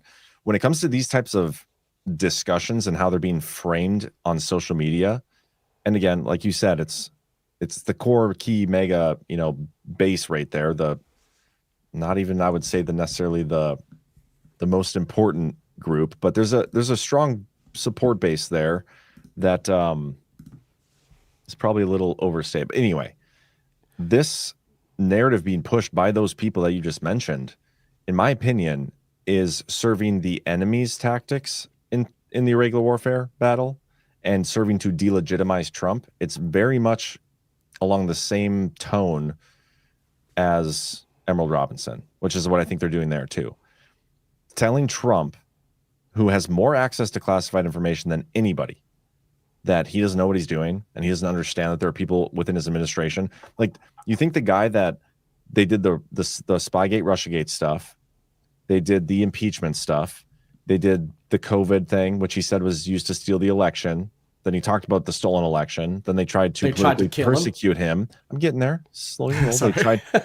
They tried to actually assassinate him. They tried to steal the 2024 election, only to be saved by the Three Musketeers, and so on and so forth. The fake news media has been up against him, all these things. You're trying to tell me that guy who's been the target of all of that, number one enemy of the establishment and the deep state, doesn't understand that there might be people out there that are still trying to sabotage him and all those things? That he doesn't get that? I find that just insanely retarded. So just the premise of the whole thing, the foundation that you are building with this tweet, how you started the whole thing off, is that there are these people in your administration, and if you don't do something about this, you're screwed. Trump understands the problem that you're trying to present, but then instead of, whatever solution you think he needs to do, which I don't even know if they mentioned what he needs to do to fix the problems. They're just these are all the reasons why Trump doesn't know what he's doing, and we're going to lose the midterms because of it, and then he's going to get impeached. You're already preceding the justification for why he lost the midterms when elections are fake in the first place. Give me a break. I don't like threads like that. Yeah, and the new Peru followed up and said everyone who is not on Badlands making money is a grifter, according to you and I. That is not what we're saying at all. That's a straw man and a very people can choose to support whoever they want. Yeah. What I'm saying and what Jon is saying is that if you're reading that thread, I mean, if you, Prue, think that Trump doesn't know any of these things, then I would suggest it says more about your discernment than ours. And you might be right. That means that the orange man's an idiot. He doesn't know what's going on. All the rest of it. The guy who's been talking about irregular warfare and psychological operations on the American people, Donald Trump, doesn't know any of this stuff, as you just said. That's what we're responding to. And this is why, I like, we both use the word foundation there, and you use the word premise. There's a lot of emotional rhetoric in a lot of reporting these days, right, left, center, everywhere. Truth community, whatever you want to say, that's how it sells. If it bleeds, it leads, right? So you got to be able to pierce beyond heroic narratives of Patrick Byrne piloting through storms to save Donald Trump and all these things that make you feel good. And before you come to a determination for yourself of whether or not you believe what is being said, you have to look at what is being argued. What is the foundation and what is the end result? And as Jon just said, the foundation is Trump's an idiot. The end result is a defense of the election system. So, and again, I've been saying this for a couple of weeks, more than that. The sort of sifting going on right now, there clearly some go orders went out to some people of strike Trump now, a year before the midterms. It reminds me uncannily of November 2022. We saw all these conning people go all out against Trump. It's not all the same people now, but I don't know, if you come away from the Emerald Robinson thread and that Lara Logan post saying that you agree with them, that's okay. But if you come out of those posts thinking they make Trump look good, you need to work on your discernment, because they don't.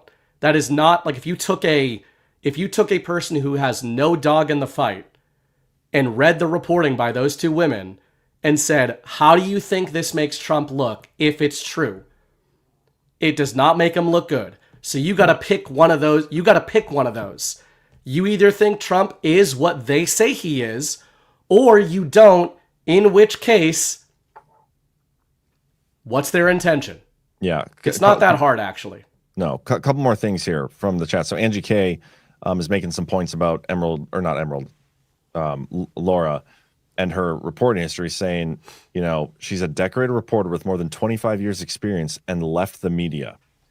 So that's not credentials, in my opinion. Like, leaving the media to only become new media. Yeah. That's not the I'm saying normies don't know who she is. I'm not saying more people know who she is than us. Like, I'm not saying about that. I'm just saying normies don't know who this person is. But okay, another point.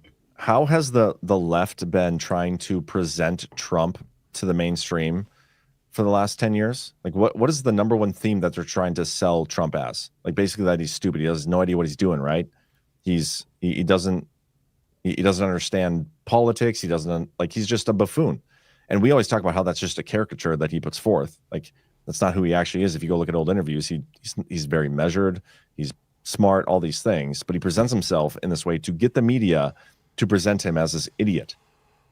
And when people push forth that are supposedly on MAGA's side, right? Supposed to be Trump's base supporting him. They're putting forth the same, you're pushing literally the same talking points, same rhetoric, same theme as the left is presenting Trump. What does that tell you? Exactly. Like, they're both leading you to the same endpoint. Yes. Trump is going to lose. Trump is going to lose. Not just we, the MAGA movement, are going to lose the midterms, but Trump is going to be the reason why. That's what ties these narratives together. If Patrick Byrne doesn't save him with a boat full of migrants who have secret information, or if he doesn't take Lara Logan's advice specifically about the TSA, then obviously I'm strawmanning there, but it's ridiculous. And, it's just, again, it's always, people come in and they get mad that it's like, how dare we question whoever the fuck we want. They're questioning the president. We can question the president. And it's not hard to read people's intentions. They're laying them out for you. And it's up to you whether or not you like that. No, it's fine. Okay, two more things again. Ash in the chat, great comment here. Stop the fucking appeal to authority fallacy. Set the messenger aside and determine if the story is believable. If it's not, then liking the messenger should not make you believe nonsense. But also, what she's doing is questioning President Trump, right? And what we're doing is questioning her. But you're defending but we're not allowed to. Trump, but we're not allowed to question her? Yeah. That makes no sense. You might have got a little mixed up there, guys, if that's where you've ended up. Like, Trump is an idiot who doesn't know what he's doing, but Lara Logan left CBS. Okay. It's crazy. She's in charge now. And again, she's entitled to her opinion there. Like, that's fine. Yeah, Angie, we've said plenty of things that piss people off. And I'm not trying to pick on Angie K or anybody in the chat too, but like when you guys are commenting, we're interacting with you guys. This is what I can't think of the word now, but interactive. Did I just say that? I'm retarded right now. I know. But whatever. This is this is good. No harm, no foul. You guys have your opinions of us, have your opinions of Laura Logan. We don't care, but when you put stuff forth, we're gonna engage with it, and that's okay. Yep. Angie K says, I'm not defending her. I'm debating what BB said of people not knowing her. When I say people don't know her, I specifically said this space knows her very well and more than us. This is a big space, but it's still a niche, right? All of you know this if you go into the real world and you talk to regular people. Go fill up your gas tank tomorrow and ask 11 people who Lara Logan is. Not one of them will know. I promise you. Yeah. So that's not to besmirch her. It's to say that, like, this isn't some giant bomb that's coming out, and nor was the Emerald Robinson thread. Same thing. It would be even less so if I put out a thread to Trump. Like, I'm going to save democracy today by telling Trump what to do. And people in the chat too are making these comments about how she was raped over in the Middle East, and I'm not trying to like belittle that, and that is awful and terrible what she went through. But that is in no way that in no way should affect what she's presenting. Like, you take the information and put it on an island, and that's what you engage with. It shouldn't matter who it comes from. But I had a text today from a guy. It was actually one of the guys I golfed with when we were in Minnesota on that scramble to CanCon, and he's like, "What do you think of this?" And he sent me the Patrick Byrne video, and it's just interesting that the Patrick Byrne, Flynn, Emerald Robinson, Laura Logan, like it's all kind of the same little universe that is kind of pushing the same theme, like Spetzel said earlier. And there's just something about whatever this is, and it could all be a white hat op. We don't know. We don't know, but because we don't know, we can't engage it. We can't just assume that's what it is. Right. And so that's not what we're going to do. But there's just something off about it. And I am, I don't know, just to me, like I said on Saturday, like I said last week, like I'm saying now, if it's a white hat op that is trying to frame Trump with the same rhetoric and endpoint that the left puts forth, you're going to have a hard time selling me on it being a white hat op. You know what I mean? Like, it's just, there's something weird going on with it. Okay. And Flying Storm says, you guys are newbies. Lara Logan's a professional. Just as a note to that, if you think that people who ended up in an info war under anon names as a reaction to professional media are put off by not being considered professional media, you may have missed the point of what we're trying to do. We are not trying to be professional journalists. You know what the irony is there is I have a degree in journalism and didn't want to go into that because it's a bunch of bullshit. So when you start laying out credentials in the truth community, we used to understand in this community that journalism credentials might as well be anti-credentials. Just like a PhD these days might as well be an anti-credential because it demonstrates indoctrination into the system. Now, it could be useful because you might have been in the system, you understand how it works. Fine. She's done good work. Like, it's just, I'm commenting on what she says right there. And you've got to be able to just say, like, for me, the reason I focus on narrative so much is to say, I almost always leave aside whether or not a given narrative is true or false, because who fucking knows? I look at, what is this story trying to get me to believe? And if I don't like what the story is trying to get me to believe, I don't like the person putting it out. That's as simple as it is for me. And I'm not even trying, like, I don't know Laura Logan personally. She puts on a very professional show. She seems to do some good work. Like, I don't follow her all that closely. But again, like you said, responding to one post. we were asked to respond to this. Don't get mad at this when we do. Oh my God. I'm just engaging with what's in front of me. Ghost said in the chat, we may have overestimated how invested the normies are all in this. He was with his friends this last weekend, and he asked them if they knew who General Flynn was, and none of them did.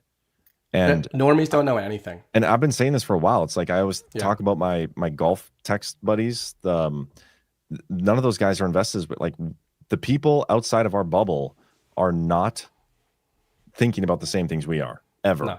They don't know any of these people ever.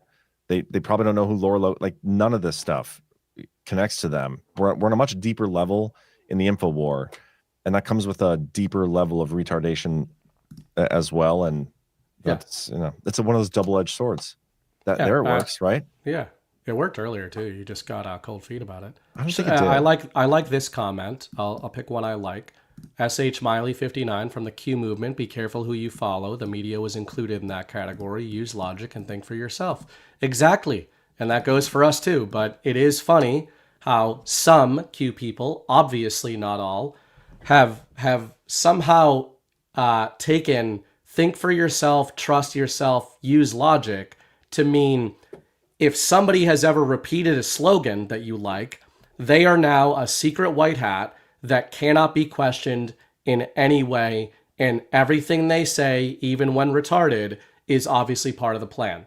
I don't think that's what the drops intended. And yeah, that's if you insane. do, then that reminds me of like the party false decorum stuff. I actually saw a tweet not long ago from a Q account I've interact with before, who it was like, I'm sorry, I have to say it. I finally have to say it. This person cannot be questioned. You cannot question and listed a whole bunch of credentials that meant nothing to me and all these things. Like, this is coming from a guy who's like, question everything. Like what? Like you can even search his profile, his or her, I should say, sorry, and see like tweets about Q drops where it's like question everything. Yeah. It's like, what is going on here? But it's the party of false decorum behavior that Chris talks about. These people are they put these people on pedestals. They tweet at them all day long, share their content, all these things, respond, wanting to get reposted by them. And then if anybody criticizes any of those people, you get just ostracized, lashed out at. Like this person's above reproach. And they do that because they're incentivized with the clicks to keep that engagement farming going. It's kind of that's Twitter scissoring, guys. That's exactly what we're talking about. The only person I put on a pedestal, which Chris often says, is Donald Trump himself, and we still question him, which we're allowed to. We're all allowed to do. But the reason I put him on that pedestal is because he started this whole movement. He is responsible. Now, obviously, we all believe he had help in that, and that there were people behind him, and he talks about that, and who asked him to run, and all these kinds of things. And I totally get on board with all of those theories. The bottom line, though, is he's the face of the movement. He's the beginning of the movement, and that counts for a lot. And he's still here. So he's still on the field. And it doesn't mean you can't question him. That's not what I see these threads as doing. I see an increasing number of these threads as questioning who he is rather than what he's doing. And I don't question who he is. I think he's proven who he is time and time again. So, and honestly, I'll die on that hill. Yeah, what you said there was perfect. I don't question who he is. I constantly question what he's doing because honestly, sometimes I don't know what the fuck he's doing. Like that's what we're trying to figure out, right? Knowing who he is, we're trying to figure out what the hell he's doing, and we try to, I think we do a pretty good job in navigating that some of the times. Mm-hmm. I think we actually accidentally kind of got to the bottom of what bothers us instinctively about those kinds of statements, and it's not just from them too; it's from a lot of other people. And by the way, a lot of these comments and criticisms can be earnest, right? Doesn't mean I have to like it. They can be well-meaning, and they can think that's what's going on, right? How many super based and red-pilled, MAGA people do you talk to who aren't maybe as deep into the truth community layers as you do, you in the audience, who are kind of black-pilled because they don't have the same level of respect or idea of who Trump is, of who we all think Trump is in the context of an info war, fifth generation warfare, Q drops, whatever you want to say, devolution. If they don't have any of those foundational beliefs about Trump or observations about him, then they doom out a lot easier. Yeah. And I think that's what actually bothers us about a lot of these things. It's that they're misrepresenting who the guy is. Did you watch my show today? Because I talked about this, about the black pill and how to avoid it. And it's all about your approach to info. Oh, you should all go watch it. I'm not going to tell you about it, but it was great.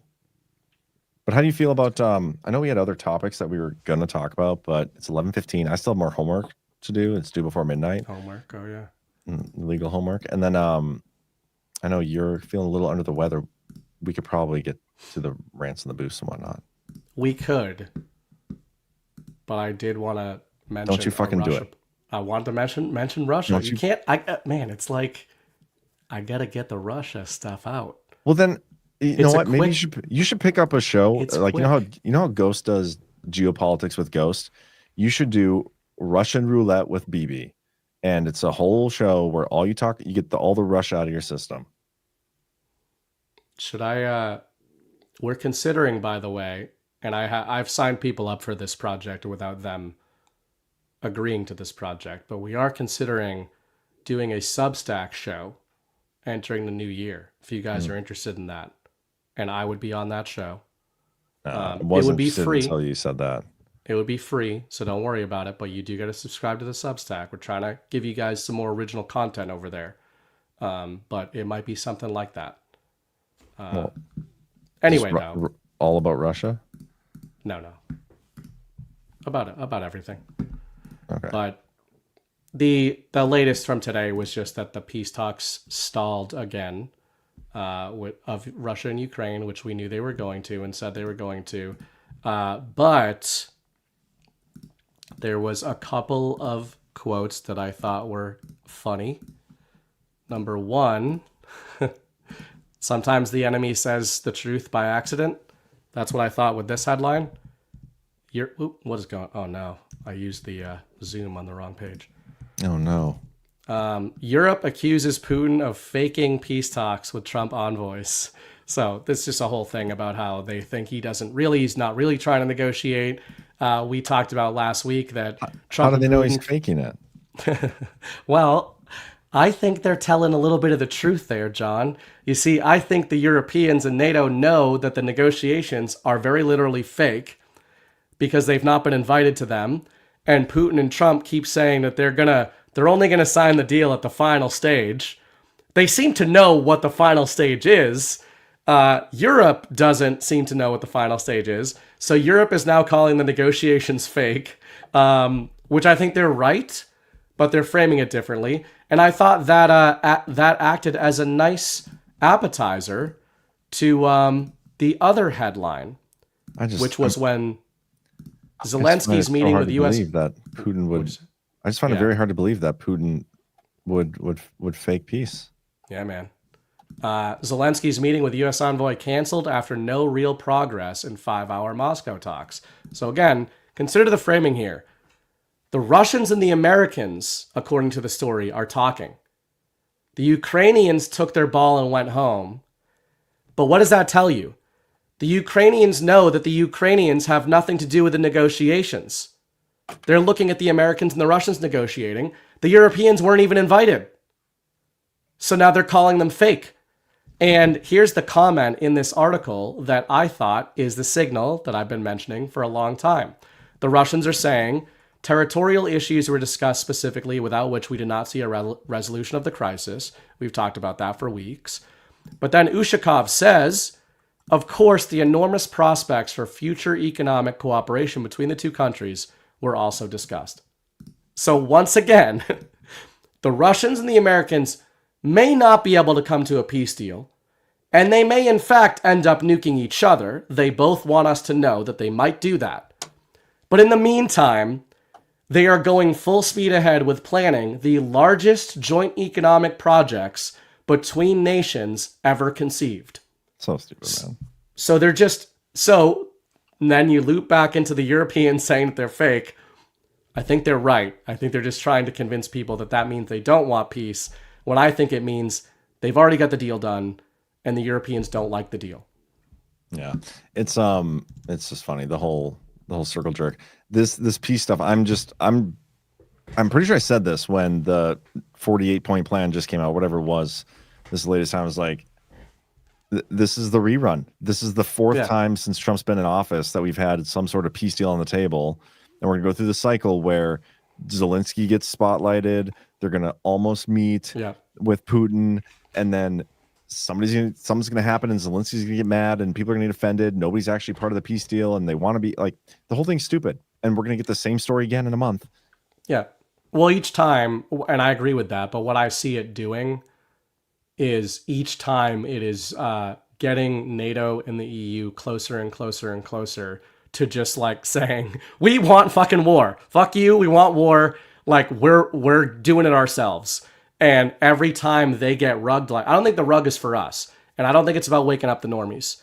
I think the rug is for NATO and the Europeans. I also think it serves to delegitimize the reality of a war going on. Like, what does it mean what does it mean that they're saying that he's faking peace when it's kind of hard to believe that the war isn't fake itself? Yeah. Does that mean he's faking the war? I don't know. It's an interesting headline, but yeah, the whole thing is stupid. Every time the rerun comes through, you think of the normie layer, but even in our layer, it's like I take it less and less seriously, even though I was already taking it about as not seriously as you possibly could. So I don't know. It's just stupid.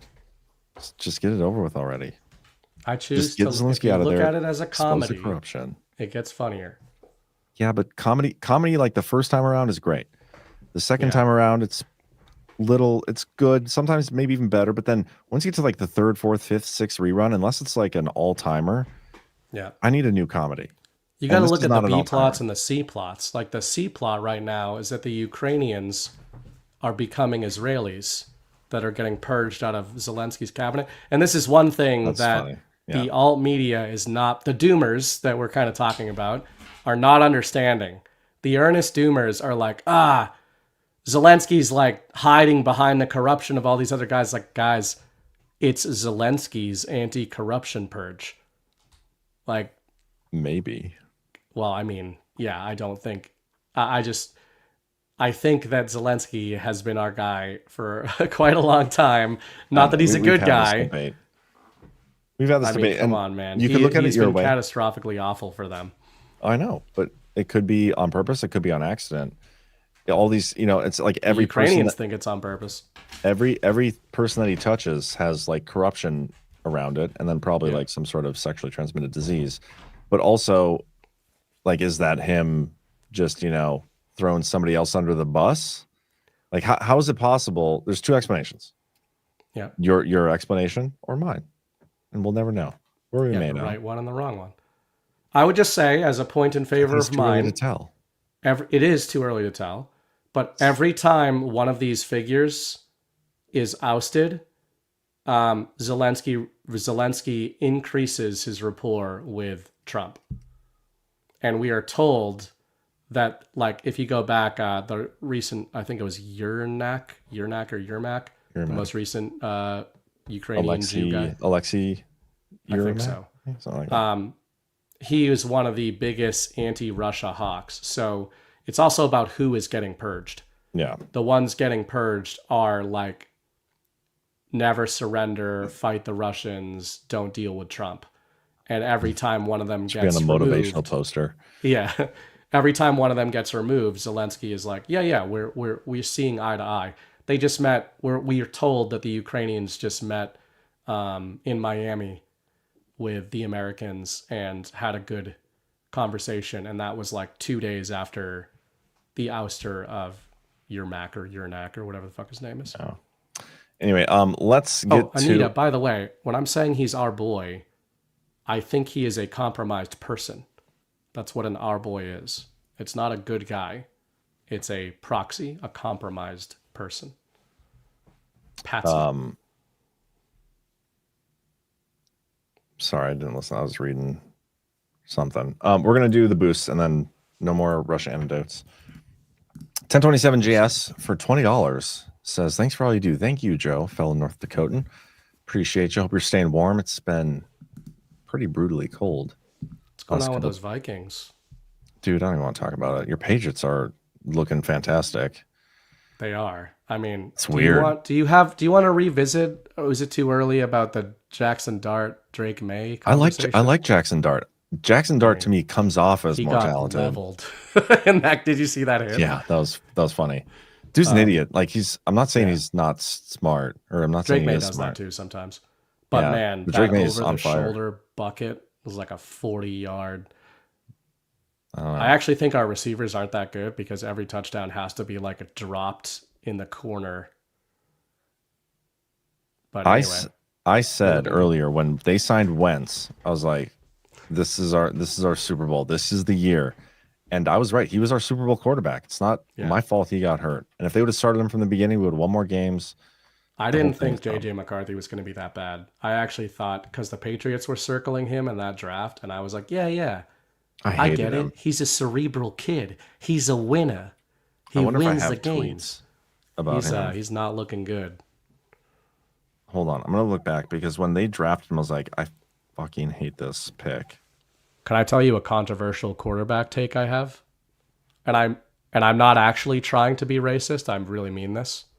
For all the brothers out there. Yeah. Can I be honest with you guys? I'm going to try to give you people a compliment and a huge insult at the same time. If you're drafting a first-round quarterback, you have to go with the white guy. Oh, I agree with that.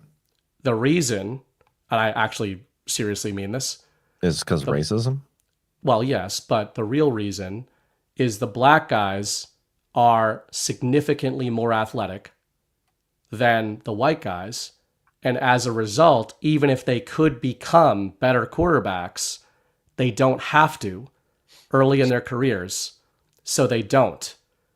Like, look at Lamar Jackson. If you are drinking the Kool-Aid on Lamar Jackson and think he's going to have a long and storied NFL career, he's not.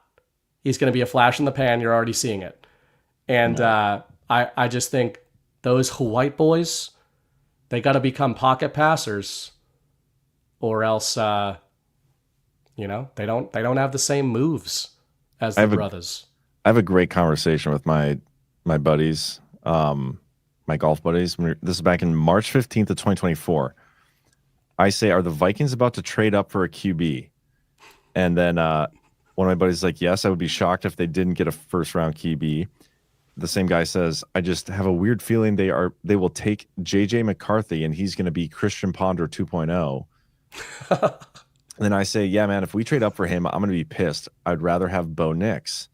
Oh. And then he says, I'm not sold on Nix either, though. He's old, isn't he? And I said, yeah, but he can at least throw, and we wouldn't have to trade super far up for him the way things are situated. I'd understand trading up for May or Daniels. We won't be able to get Williams, but we'd have to give up the farm to do it. Caleb Williams sucks. The Bears are looking pretty good this year, too. I don't think that's because of him. But then a little bit later, I said they should sign Wentz. They did. So, anyway. 4 wins. 4 wins. We suck. I'm not saying there aren't good black quarterbacks. I'm saying them being more athletic stunts their development. Yeah. They don't have to learn. And I would say Drake may actually suffer from that too, because he's actually an athletic white boy. There was a quote in our gym in high school that words to live by when it comes to white versus black quarterbacks. It's hard work beats talent when talent doesn't work hard. Damn straight. And we're saying black quarterbacks are more talented. Yeah. But maybe they just don't have to get better. They don't have to work on. I don't know. That was your point, not mine. If people don't like it. Lionheart7777 says, evening guys, thank you for all the hard work. God bless. Thank you for the rant or boost, $100. And then F Heva became a Badlander, which we appreciate that. Says thank you for all your work for $20 a month. We got some these NFL MVP arguments have been coming at me for 20 years. Does BB know that flash in the pan Lamar Jackson has been in the league for 9 years and has 2 NFL MVPs? How many Super Bowls does he have? How many Drake? How many Super Bowl appearances does he have? How many Drake may have? He's been in the league 2 years. Okay. If you think Lamar is going to be in the league 9 more years, he might be. Joe Flacco's somehow still in the league and he's starting. That dude's been in the league for like 30 years. Honest question. Do you consider Cam Newton an all-time quarterback? No. Nobody does. Nobody does. Why? Because he never won. And because he won games with his athleticism. Luke Kuechly was an all-timer. That dude was. Yes, that's true. But he never won. I would say that Cam Newton is more decorated than Lamar Jackson. And, yeah, I've seen his outfits. Yeah. He's not a top 10. He's not a top 15 all-time quarterback. That's what I'm saying about Lamar. I don't think he's going to go down in history. Maybe I'll be wrong. I just hate talking football with Patriots fans. You guys are all fags. That's so true. Let's we got a couple of rants here. Rave Daddy 523, is there a Rise of Tire sales code? Because I've tried to place an order today, but code Badlands didn't work for me. By the way, I need you to find me a outro video. So I blew my old load earlier today in the show. Final demand, Rand Paul. I don't know about the promo code. Rise of Tire, I saw them in the chat, so maybe they can help you out. I'm a moderator says, what about Jamarcus Russell? He was an all-timer. All-time bust. Final demand, Rand Paul deleted that 21% post and reposted something even more retarded with the same graphic. I think he saw your post, John. I think we talked about that earlier. Final demand, in my replies, I can see the Rand Paul 21% post, but when I scroll down his X feed, it isn't there.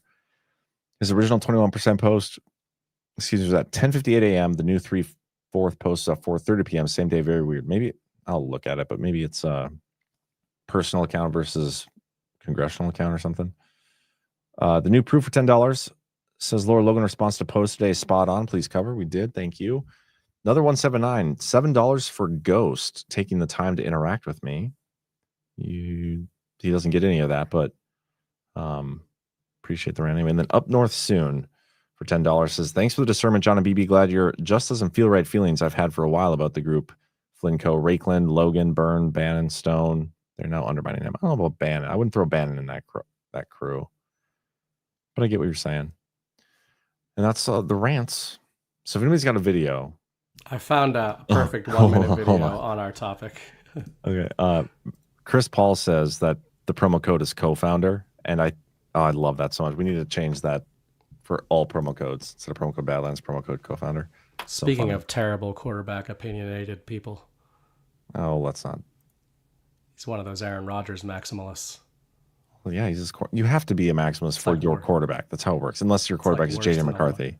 No, Chris is a sports or fake guy unless you start talking about Aaron Rodgers and then he starts throwing stats at you. No, I think people just do that with you because you're a Patriots fan and you're gay about it. That's true. But that's like being an American, right? People just don't they hate us because they hate us. No. You are an anus, man. You are an anus, but how could you? I will say this.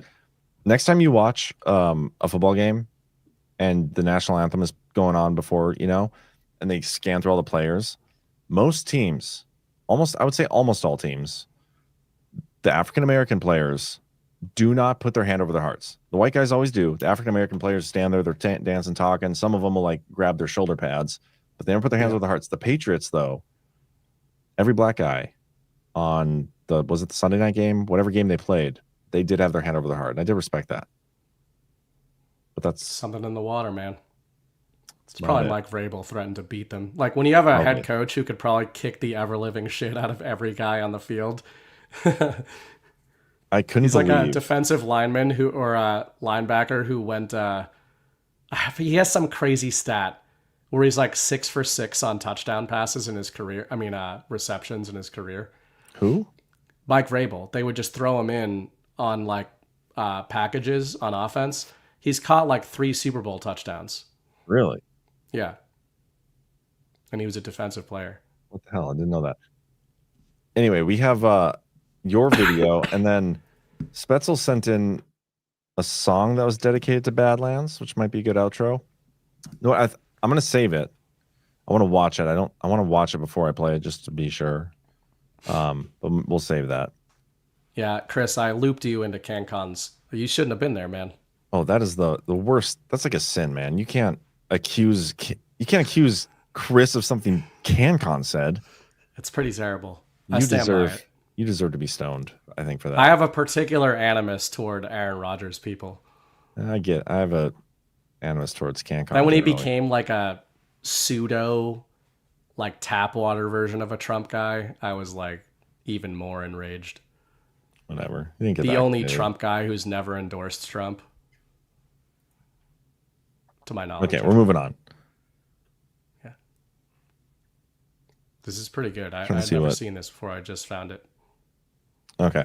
You guys have a good night. Hit that thumbs up. Do us that favor.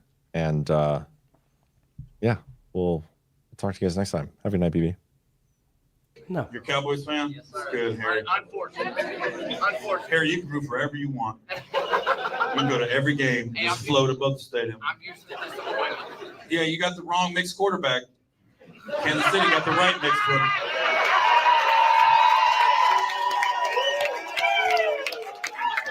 These mixed quarterbacks, you're rolling the dice with them. I'd rather just be all black or all white.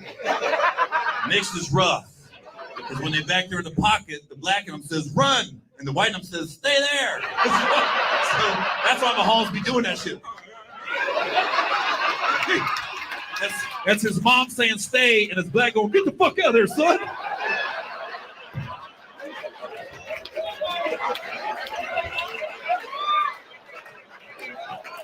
See, the white ones, they just be back there all day. Lamar, he be out. Look at all that shit.